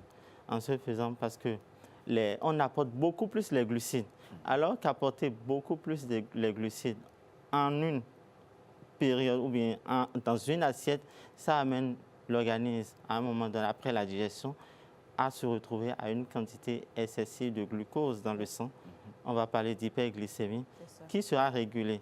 Et au moment où l'individu ou bien la personne est habituée à manger ainsi, cela voudra dire que la personne est en train de fragiliser peu à peu son pancréas et qui plus tard, quand le pancréas sera fatigué, à un moment donné, ne sera plus en mesure de sécréter suffisamment d'insuline. Donc, en ce moment, on peut évoluer à une résistance à l'insuline et plus tard au diabète. Oui. Donc, c'est des habitudes. Donc, le message, c'est beaucoup plus les fruits et légumes, une portion de protéines et 2 portions de légumes par jour. Et après, on ajoute par repas. Alors, pour quelqu'un qui vous suit et qui veut démarrer un rééquilibrage alimentaire, par quoi est-ce qu'il commence? OK. Ce que j'ai l'habitude... Une assiette type. Très bien. Ce qu'on observe, c'est une préoccupation qui revient fréquemment. Les patients qui viennent en consultation nutritionnelle demandent comment je vais faire. La première des choses sur laquelle j'insiste, c'est l'observation. L'observation sans jugement. Il s'agira de noter tout aliment consommé ou bien bu pendant une période d'une semaine, 2 semaines ou bien voire 1 mois. Après avoir écrit, on peut se rapprocher auprès d'un spécialiste pour faire quoi? Pour analyser avec ce spécialiste. Mais les prérequis que tout le monde peut faire, c'est d'abord voir, quand on prend ses notes, voir s'il y a les fruits et légumes. S'il n'y a pas de fruits et légumes, qu'est-ce qu'il faut faire? Il faut prendre l'engagement de commencer par consommer davantage les fruits et légumes. On parle de 5 portions de fruits et de légumes. Si vous remarquez que dans votre alimentation, vous ne vous hydratez pas correctement, il s'agira de boire davantage. Ou si vous remarquez que vous grignontez... Boire de l'eau. Oui, boire de l'eau. Très bien, boire de l'eau. Donc, privilégier l'eau par rapport aux boissons, boire de l'eau. Si vous voyez que vous grignotez beaucoup, il faut commencer par réduire le grignotage. Vous voyez, donc c'est...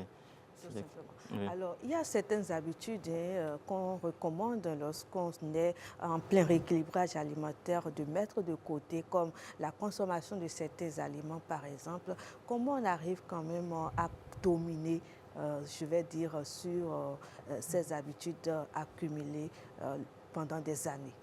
OK, les habitudes qui étaient... Comme la consommation du sucre, par exemple. Très bien. Les habitudes, ce sont des choses, c'est des petits changements que nous devons faire au quotidien. Il ne s'agira pas de changer drastiquement du jour au lendemain ces habitudes. Oui. Par exemple, si j'observe que je prends beaucoup de sucre dans ma bouillie, par exemple, qu'est-ce qu'il y a lieu de faire? Si c'est 4 sucres que je mets dans ma bouillie le matin, je peux commencer par réduire à 2 sucres. Et ainsi de suite, je me donne comme objectif de le faire.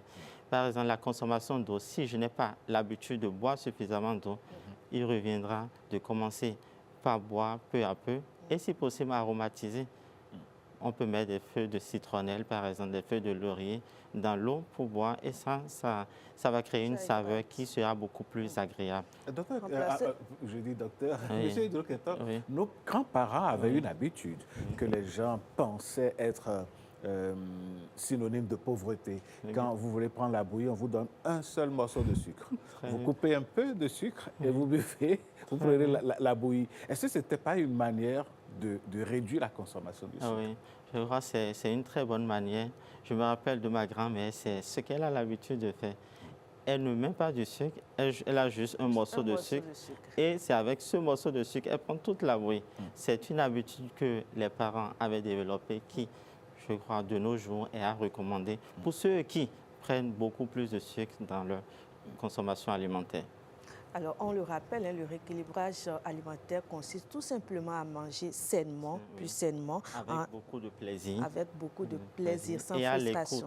Et à l'écoute des sensations, des signaux de faim et de satiété. Est-ce que ça revient donc à mettre de côté tout ce qui est sucre, tout ce qui est pain, pour prétendre manger sainement aujourd'hui, M. Hydroquintor? Non. Il ne s'agit pas de laisser, il n'y a pas d'interdit dans le rééquilibrage alimentaire. Donc, quand je décide de manger du pain, par exemple, je dois l'accompagner de quoi exactement pour respecter cet équilibre-là? OK.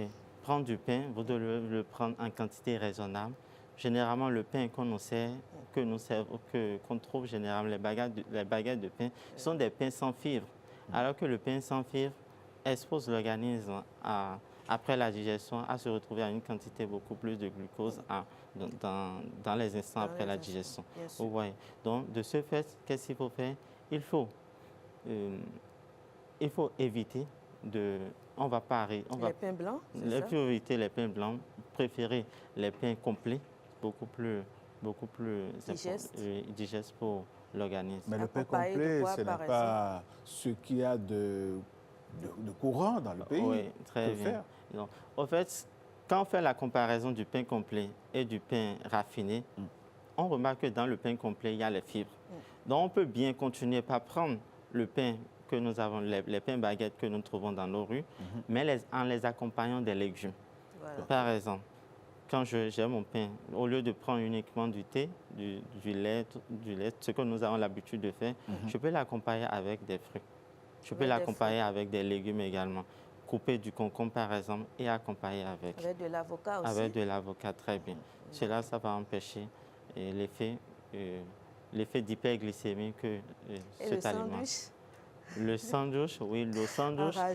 Oui, le sandwich, ce qu'il faut faire, c'est aussi très important parce que le sandwich, c'est beaucoup plus riche. Ce sont les protéines. On va prendre le poisson, on va prendre la viande. Et ce qu'il faut dire, c'est qu'il faut rajouter davantage de légumes. Vous voyez, nos sandwichs, on remarque qu'il y a très peu de légumes. Donc, mais il y a beaucoup d'huile. Hein? Il y a beaucoup d'huile également.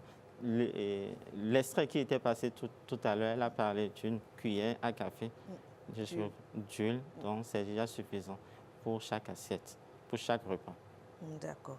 Alors, comment faire les bons choix d'aliments? Vous avez dit privilégier les fruits et légumes. Y a-t-il d'autres disciplines à observer du point de vue alimentaire? Oui, nécessairement. Quand on veut choisir un aliment, il faut voir est-ce que ces aliments sont préparés avec des légumes.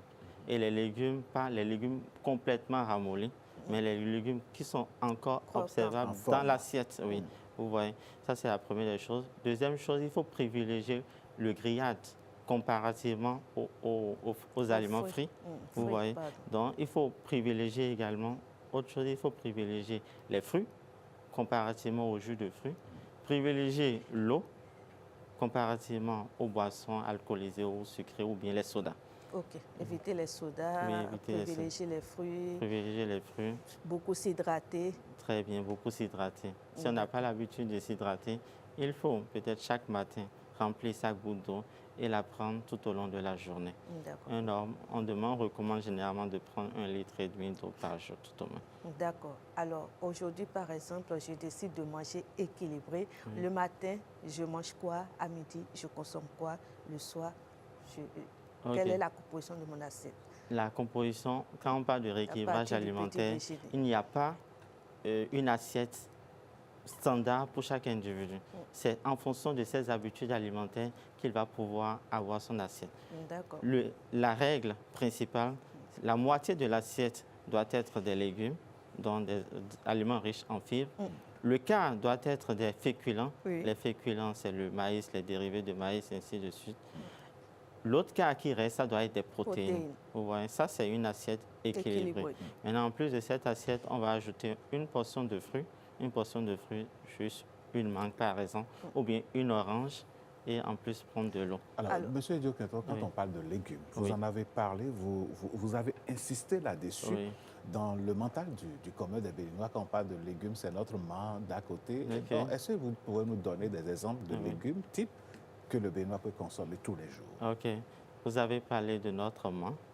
Par exemple, les légumes de gourmand, par exemple, ou bien fortete, tout ça, ce sont des légumes. Mais en plus de ça, il y a les concombres, de la betterave, de la carotte, du chou. Vous voyez, tout ça, ce sont des légumes qu'on peut bien ajouter. Même du gombo. Vous voyez, tout ça, ce sont des légumes. Faut-il peut-être rappeler la composition nutritionnelle de ces aliments-là? De ces légumes. Les légumes sont beaucoup plus riches en fibres, c'est-à-dire ça va faciliter davantage la digestion et ça va empêcher à ce que le glucose qui se retrouve dans les aliments, dans les glucides, puisse aller rapidement dans le sang et créer une hyperglycémie. Et ça contient également les micronutriments. Les micronutriments qui sont nécessaires à la digestion et au bon fonctionnement de l'organisme. Tout à fait. Et entre la quantité et la qualité, dans le cas d'espèces, que faut-il privilégier? Les deux.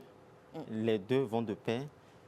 Un aliment, la qualité influence la satiété et donc influence ainsi la quantité d'aliments à consommer. Donc, cela voudra dire qu'il faut allier les deux. Un aliment de très bonne qualité, consommé en très grande quantité, ça va créer un déséquilibre calorique.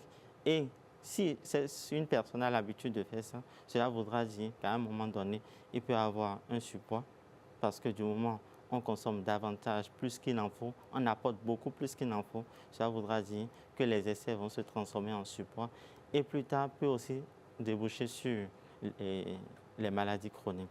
Ça va élever les facteurs de risque des maladies chroniques. Vous l'avez rappelé, mais dites-nous déjà quels sont les effets d'un rééquilibrage alimentaire déjà pour avoir sur la santé au-delà même de la perte de poids. Ça permet de stabiliser le poids à la longue, c'est bien cela? Oui, ça permet de stabiliser le poids et si possible, pour ceux qui sont en obésité, en situation d'obésité ou bien de surpoids, de perdre du poids. Mais l'autre objectif, c'est avoir une meilleure digestion, un équilibre hormonal, par exemple. Généralement, on n'a pas notre équilibre hormonal. On a un équilibre hormonal déséquilibré, ce qui nous amène parfois à beaucoup manger. Ça va aussi faciliter une digestion au niveau de l'organisme et ce sont les bienfaits du rééquilibrage alimentaire.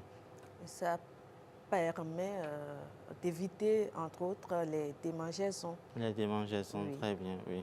C'est ça. Oui, très bien. D'éviter aussi les fringales. Les fringales, oui, d'accord. des fringales incontrôlées entre les repas. D'accord. Est-ce que ça veut dire que tout ce qui est, on va dire, ça ne me revient pas, certainement que par la suite, je vais m'en rappeler. Alors, on va faire un petit résumé, récap de tout ce qui a été dit tout à l'heure, rappeler les habitudes à adopter pour manger sainement, pour quelqu'un qui veut entamer le processus vers un rééquilibrage alimentaire. Non, d'abord, le rééquilibrage alimentaire, ce n'est pas un régime alimentaire. Ça aboutit à un mode de vie, à un changement des habitudes alimentaires. Et ces habitudes alimentaires doivent être rimées au plaisir et à l'écoute de son organisme, des sensations de satiété et des sensations de faim. L'autre chose également, il n'y a pas d'interdit alimentaire. Dans un rééquilibrage alimentaire, on peut tout manger. On peut tout manger. On contrôle la quantité. On contrôle également la qualité de ce qu'on... Oui. Vous voyez, si vous avez deux choix, vous avez un choix à faire entre deux aliments, c'est en fonction de la qualité que vous choisissez et aussi vous misez également sur la quantité. Ce n'est pas parce que l'aliment est de très bonne qualité qu'il faut en consommer beaucoup plus. On vient de traverser la période des mangues où, au lieu de prendre on demande 5 portions de fruits par jour, on va s'asseoir peut-être la nuit après le dîner à se retrouver à prendre 10 mangues sur place. Vous voyez la mangue de très bonne qualité, prise dans de tels contextes, cela voudra dire que c'est nuisible pour la santé. C'est ça. Et on parle de qualité, de choix à faire. Quand je me retrouve en face d'un choix à opérer, bien évidemment, entre un œuf dur, et, enfin un œuf bouilli et de l'omelette, par exemple, quel est le choix qu'il faut faire? Le choix, vite fait, c'est, puisqu'il y a rajout d'huile, il faut préférer l'aliment où il n'y a pas rajout d'huile.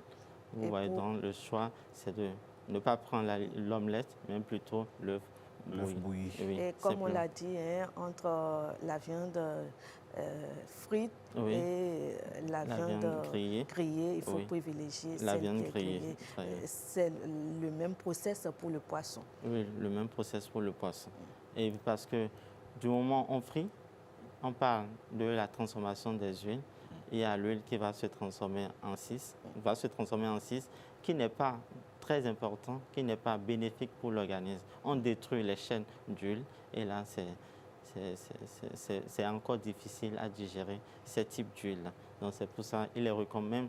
On demande, c'est à la fin de la préparation des repas qu'il faut ajouter l'huile. Vous voyez, c'est pour ne pas dénaturer l'huile. Et quelle est la place du sport, l'exercice physique pour accompagner tout ceci? Ah oui. Généralement, quand nous mangeons en situation de travail, nous bougeons moins.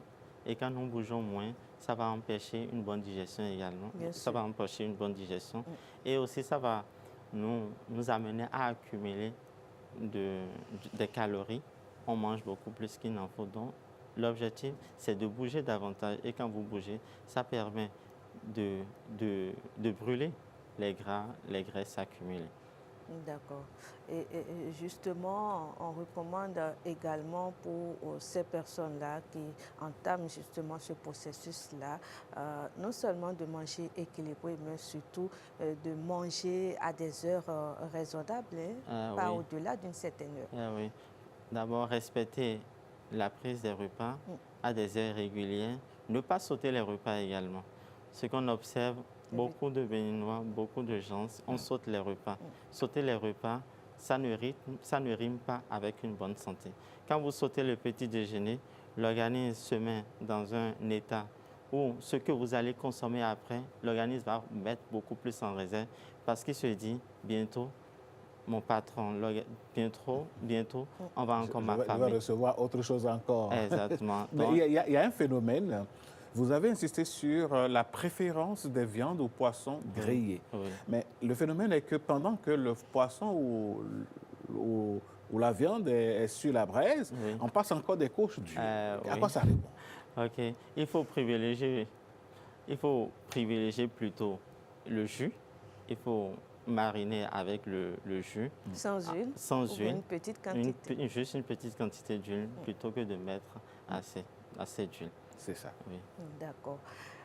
Monsieur Edrequentor, merci pour toutes ces précisions-là. Je suis sûre que ce n'est pas tombé dans les oreilles de sourds. Je ne vais pas vous laisser partir et avant de vous poser cette question, on est revenu bien évidemment sur... on rappelle encore le terme, il s'agit bien évidemment du rééquilibrage alimentaire et vous l'avez dit, il faut manger à des heures raisonnables et ne pas sauter les repas. Mais il y a que certains ont des écarts qui font que le lendemain, ils veulent brûler les graisses accumulées la veille, peut-être notamment, et qui les obligent à ne pas manger, à ne pas prendre le petit déjeuner par exemple. Non, ça arrive souvent lorsque la veille ou bien on a traversé une période où on mange beaucoup plus et on se met dans un sentiment de... On cherche à remédier, on se met dans un sentiment de culpabilité. Et ce sentiment de culpabilité nous amène à faire beaucoup plus d'erreurs. Donc l'objectif, quand on a traversé de telles périodes, il s'agira de reprendre ces habitudes que nous avons commencé par développer et d'oublier et la mauvaise habitude que nous avons. Rééquilibrage alimentaire, le menu donc de Instant Santé aujourd'hui. Christelle, je crois qu'on aura fait le tour. Il faut rappeler donc que c'est important de bien manger et de bien choisir ses aliments et de respecter tout ce que nous avons pu dire ici. Monsieur Guillaume Crétor, merci beaucoup d'être venu à la maison. Merci. Revenez quand vous voulez. D'accord. Demain, c'est un autre jour pour la santé également. Tout à fait. On Parfait. se retrouve demain pour une autre thématique. Merci beaucoup, Christelle Ediacha Tongoro. Mesdames et messieurs, on va passer au sport.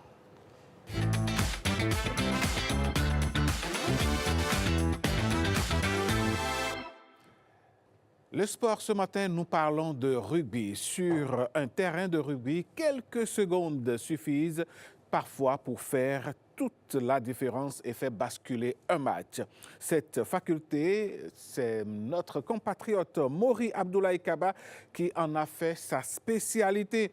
Rapide, spécialisé donc dans la rapidité explosive et décisif, notre guépard impose aujourd'hui et s'impose comme une figure montante du rugby béninois entre passion, rigueur et ambition. Mori Abdoulaye nous fait découvrir ici son immense talent. C'est un reportage de Blaise Adankpo et de Bernold Djogbe.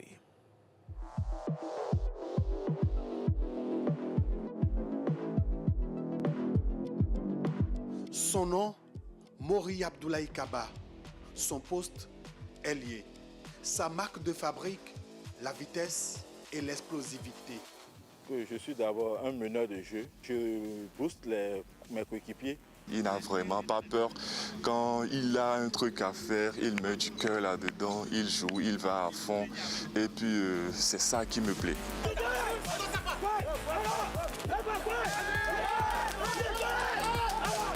Du haut de son mètre 80 pour 80 kilos, Abdoulaye Kaba est capable d'évoluer aussi bien sur l'aile gauche que sur l'aile droite. Son histoire avec le ballon ovale débute en 2017. D'abord, c'était une association, l'ONG Rugby pour tous. Mais ma toute première année, ils m'ont mis avec l'équipe des enfants. Et là, les enfants m'ont bien malmené. C'était ma toute première séance. Du coup, ça m'a fait réfléchir comment ces enfants ont pu me malmener alors qu'ils avaient entre 9 et 8 ans. En 2018, lors des Jeux africains de la jeunesse U18 en Algérie, il laisse déjà son empreinte en terminant meilleur marqueur de l'équipe béninoise. J'ai vraiment savouré cette victoire. Individuellement, je vais le dire. Né le 27 juillet 2000, le jeune guépard gravit progressivement les échelons des différentes sélections nationales avant de s'imposer aujourd'hui avec l'équipe Fanion du Bénin. Mon modèle, c'est Chelsea Colby. C'est un Sud-Africain. Il est court de taille, mais il est tellement imprévisible sur le terrain.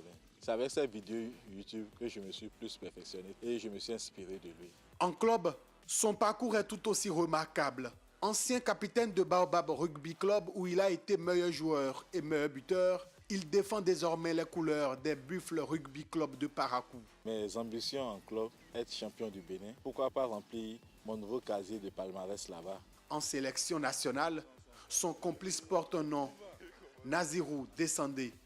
Une complicité née et entretenue sous les mêmes couleurs en club. Très souvent, on parle en dandy, parce qu'il comprend le dandy, je comprends également le dandy. En dehors du terrain également, c'est quelqu'un de bon. Ce matin, il est venu me réveiller. À 5 heures de venir, on ira prier. Il veut un bien pour l'équipe et pour ses coéquipiers, même sur le terrain ou en dehors du terrain. Comme beaucoup de sportifs, Mori Abdoulaye Kaba a connu des périodes de doute. C'est alors qu'il découvre le mannequinat, une activité qui lui permet de retrouver confiance et équilibre. Faire le mannequinat, ça m'a aidé au moins à être un peu plus ouvert, à voir certains autres aspects de la vie. Ça m'a permis au moins de savoir que oui, ce sport, tu es fait pour ça. Titulaire d'une licence en informatique, il mène également une carrière professionnelle au sein d'une entreprise, conciliant rigueur professionnelle et carrière sportive. Quand je quitte le boulot, et je vais d'abord faire un petit footing dans ma zone. Après le footing, je reviens, je dors. Et compte tenu de mon planning d'entraînement, c'est les samedis et dimanches. Discret en apparence, mais réputé pour son sens de l'humour dans le vestiaire, Mori Abdoulaye Kaba n'a qu'une obsession lorsqu'il foule la pelouse, gailler. Mesdames et messieurs, je vous l'avais annoncé dans la rubrique Bénin en mouvement, un portrait de l'un des acteurs et auteurs, je vais dire, qui ont propulsé le cinéma béninois au niveau où il est aujourd'hui. Le portrait de Sébastien Davot, il est réalisé par Jennifer Sativi.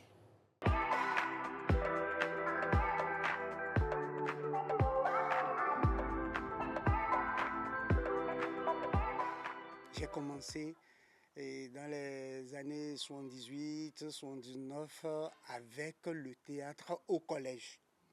Le théâtre au collège, à Abomey évidemment. Et les années 79-80, j'ai continué avec le théâtre, avec la troupe théâtrale provinciale du Zou, avec le premier directeur des arts et de la culture, Rigobert Alex. Je ne l'ai plus jamais revu. Et après Rigobert Alex, c'est le feu Pierre Dassabouté, qui a été le directeur des arts et de la culture de la province du Zou. C'est sous lui que nous avons développé beaucoup de choses. C'est avec lui que nous avions appris les rudiments du théâtre, ensemble avec beaucoup d'autres personnes qui ne sont plus de ce monde. Et le feu, Béanzin Théodore, paix à son âme. Le feu Haro Jean-Marie Richard Napoléon, paix à son âme, dans les années 79.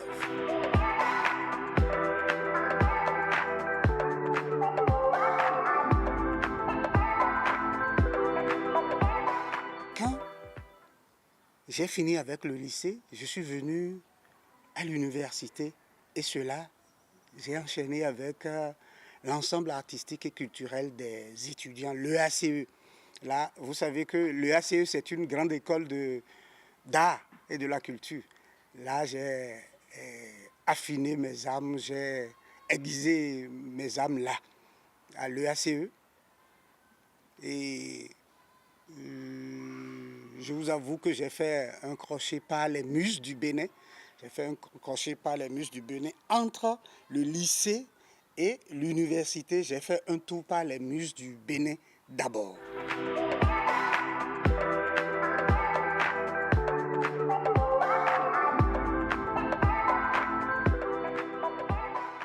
En 1978, où j'ai joué Steve Biko, le révolutionnaire Steve Biko. Ça m'a beaucoup marqué parce que je venais d'entrer au collège et le gros français écrit dans le scénario, il faut que je bûche tout ça là. Mais bûcher, ce n'est pas un problème pour moi. Je les mets dedans facilement. Et je racontais avec beaucoup de grandiloquence les mots là. Et voilà, ça m'a plu parce que en dehors de la scène, j'essaie de mémoriser ces mots-là et je les utilise dans la vie active au collège pour faire à l'EACE, deux scènes, deux rôles m'ont beaucoup captivé, ont captivé mon attention. Et le messager dans le procès et le Bokono dans Temple Vert.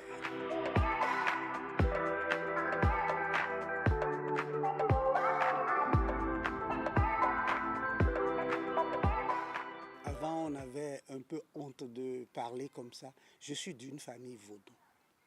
Donc, ayant grandi dans une famille où le cœur du quotidien bat au rythme du culte et de la culture, vous voyez que ces rôles-là, je les joue avec beaucoup de plaisir parce que c'est des choses que j'ai connues dès ma tendre adolescence. J'ai grandi à Abomey. C'est vrai que je suis né à Cotonou, j'ai fait jusqu'au CM2. Après la mort de ma mère, j'ai rejoint Abomey, où j'ai fait de 5e en terminale et je suis revenu encore à Cotonou. Mais c'est quand on apprend à être une personne, quand on apprend à être un homme, que je suis resté à Abomey. Le temps de l'adolescence jusqu'à la porte de la jeunesse, et je suis revenu à Cotonou. Voilà comment vous me voyez avec beaucoup d'aisance dans ces rôles-là. J'ai vu, j'ai internalisé et je transmets.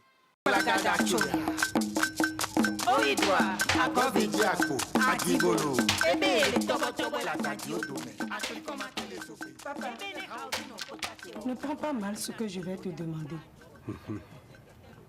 Je t'en supplie. C'est le dernier jour des cérémonies. Et l'ami de ta fille part aujourd'hui. Pourras-tu lui donner la permission de le raccompagner à l'aéroport?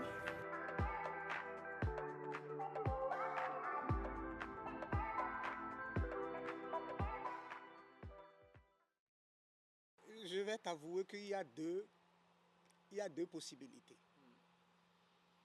Ou vous avez vu faire, sinon que vous n'avez qu'à vous en tenir à la didascalie. Parce qu'il y a la description du caractère du personnage qu'on vous a donné à incarner. On décrit son caractère. Et vous lisez ça, vous apprenez, vous vous entraînez à rentrer dans la peau de ce personnage. Vous donnez vie à ce personnage-là par vous-même. Didascalie. On écrit ça. On a toujours décrit les caractères, les actions, le comportement, la psychologie du personnage. On écrit tout ça là dans le scénario. Donc vous êtes obligé de vous arrimer à cela pour pouvoir bien interpréter le personnage. Quand on me donne un rôle, je n'éprouve pas toujours beaucoup de difficultés à rentrer dans le personnage parce que j'ai beaucoup vu. Et je suis très attentif. Mais c'est inadmissible. Non, je veux juste dire à peine admettable. Ah, on dit inadmissible. D'accord, je comprends.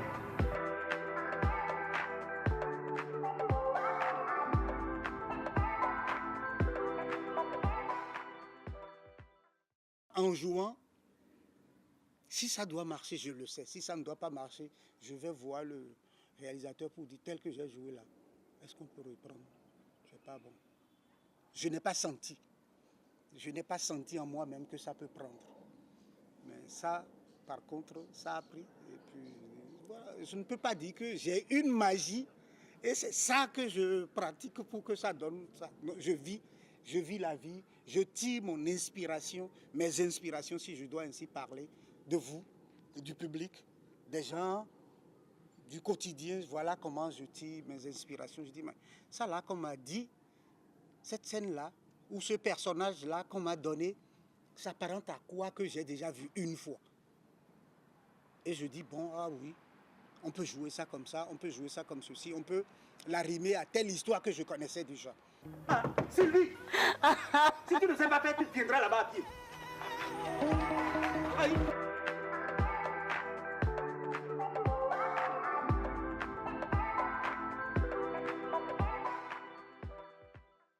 Mes rôles que j'ai joués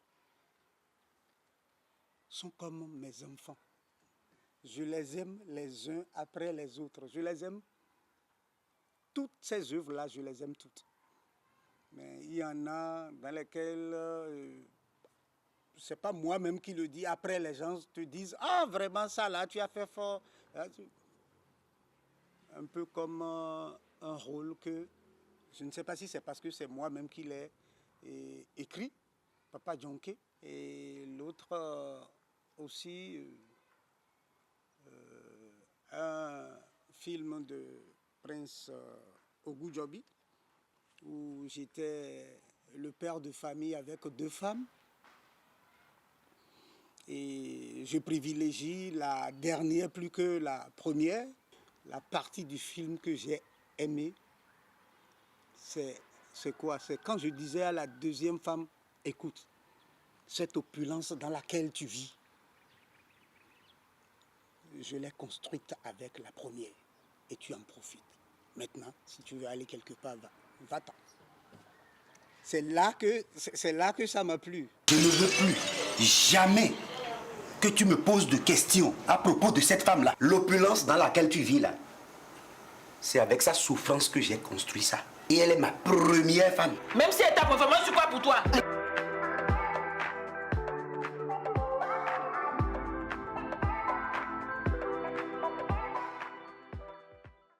J'écris pas pour moi, j'écris pour les autres. J'écris pour les autres, c'est Papa Dionké seul que j'ai signé. Je suis scénariste, vendeur de scénario. Tu me touches, tu me racontes ton histoire, moi je te mets ça, je t'écris ça, je te mets ça en écrit et je ne mets pas mon nom là-dessus.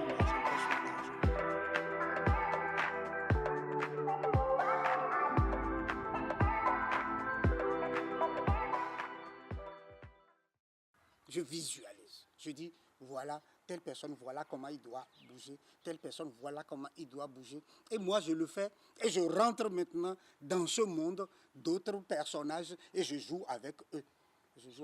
Déjà que j'ai commencé par faire ça, passer de là à la mise en scène, de dire à un autre comment il va faire, ça n'a plus été du tout difficile parce que moi, comme je vous l'avais dit, je ne suis pas allé dans une école de cinéma. Je ne suis pas allé dans une école de cinéma où je procède par une formule additive ou soustractive. Propose-moi tout ce que tu veux dans ce personnage-là. Tu me proposes, si c'est trop, je commence par te restreindre et te mettre dans l'habit de ce personnage. Si c'est trop restreint, je commence par t'amplifier. Je dis, bon, joue jusqu'à telle marge, joue jusqu'à telle limite, et je vais voir. Donne-toi jusqu'à telle limite. Et je commence par corriger. C'est comme une sculpture. Le rôle du metteur en scène n'est pas que technique. C'est aussi artistique. C'est ce que tu sens. Et qui est la limite de l'humain.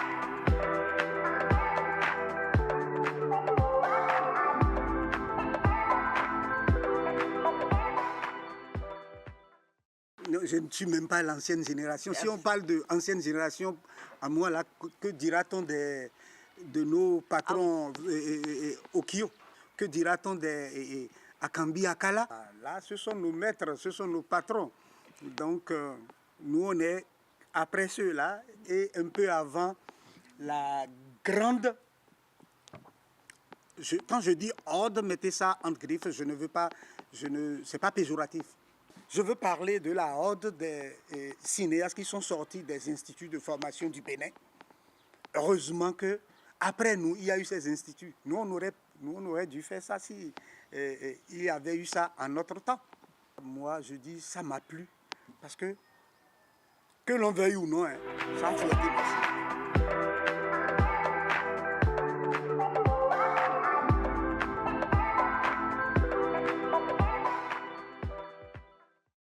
Moi, je voudrais que ces institutions-là, qu'on les encadre pour que ça ne s'éteigne pas.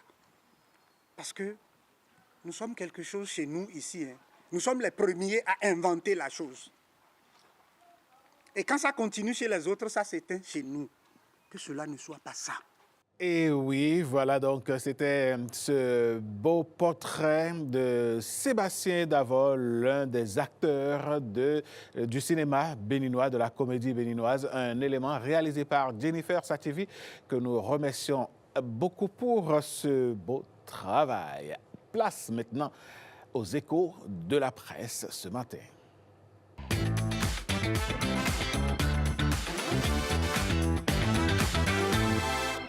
La revue de presse ce matin, c'est avec Ulvaïus Balogun. Ulvaïus, bonjour. Bonjour Alain, bonjour à toutes et à tous.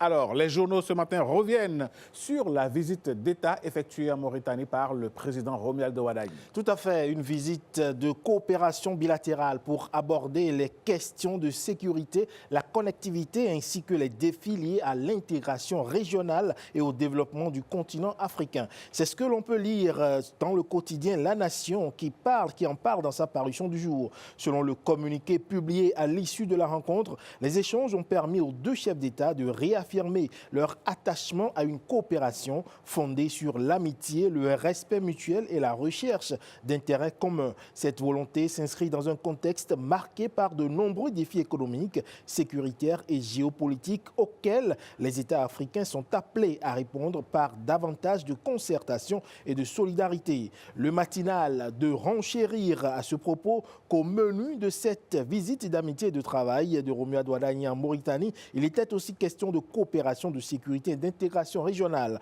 Fraternité parle de partenariat renforcé entre le Bénin et la Mauritanie. Le journal explique que les deux chefs d'État ont harmonisé leur point de vue pour une action concertée afin de garantir la paix, la stabilité et le développement en Afrique. À la fin de sa visite, le président Romuald Wadagni a salué la fraternité et l'accueil chaleureux du peuple mauritanien. Et nous prenons la direction du Parlement béninois où on apprend la démission du député Louis-Yves Lavonou, ancien président de l'institution. Tout à fait, une information à lire dans le quotidien de service public La Nation. Le journal nous explique que l'ancien président de l'Assemblée nationale, Louis-Yves Lavonou, justement, a fait son choix en mettant fin aux spéculations. Il a décidé de faire partie de la mandature du Sénat pour laquelle les membres désignés sont déjà connus et nommés en Conseil des ministres. Ne pouvant pas cumuler les deux fonctions parce qu'incompatibles, Louis-Yves Lavonou a déposé sa lettre de démission jeudi 2 juillet dernier. Fraternité précise à cet effet que son suppléant François Olawale Sibili est attendu au Parlement. Élu, lui, dans la 21e circonscription électorale également, à savoir les communes de Sakété, d'Ifoni et d'Adiawere, François Adewale Silibi est natif d'Ifoni et il est enseignant d'anglais au collège en tant qu'aspirant au métier d'enseignant.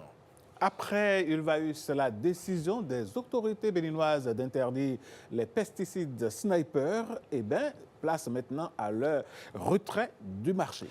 Tout à fait, Alain. Le quotidien de service public en parle justement et nous apprend que plusieurs stocks de produits Sniper sont retirés des étalages. Des équipes du ministère en charge du commerce extérieur ont sillonné les allées du marché d'Antokpa à Cotonou hier avec pour mission d'identifier les vendeurs détenant encore des produits Sniper et les retirer immédiatement de la vente. Et tout à fait en les informant également de leur interdiction. Le matinal nous apprend pour sa part que 85 flacons de pesticides ont été saisis à Abomey et Boïcon suite à une mission de contrôle de la direction départementale de l'industrie et du commerce du Zou et des Collines, avec bien évidemment l'appui de la police républicaine. L'opération combine sensibilisation et répression. Les équipes expliquent d'abord aux commerçants les raisons de cette mesure avant de procéder au retrait immédiat des produits découverts. Les stocks saisis seront ensuite détruits conformément aux procédures en vigueur, nous explique le journal. Ce qu'il y a à expliquer maintenant, c'est que l'émission prend fin, Ulvaeus, et on se retrouve demain. On se retrouve demain, par la grâce de Dieu, avec le même plaisir. Merci beaucoup. Allez, chers amis téléspectateurs, c'était un plaisir de vous avoir présenté donc ce numéro, le 202e de votre matinale Bonjour le Bénin. Merci à toutes les équipes qui nous ont aidés à la préparer, cette émission, et à la dérouler. On se retrouve demain par la grâce de Dieu, toujours avec la même énergie. Et surtout, n'oubliez pas, les programmes de Bénin TV se poursuivent. Le meilleur, c'est ici. À demain.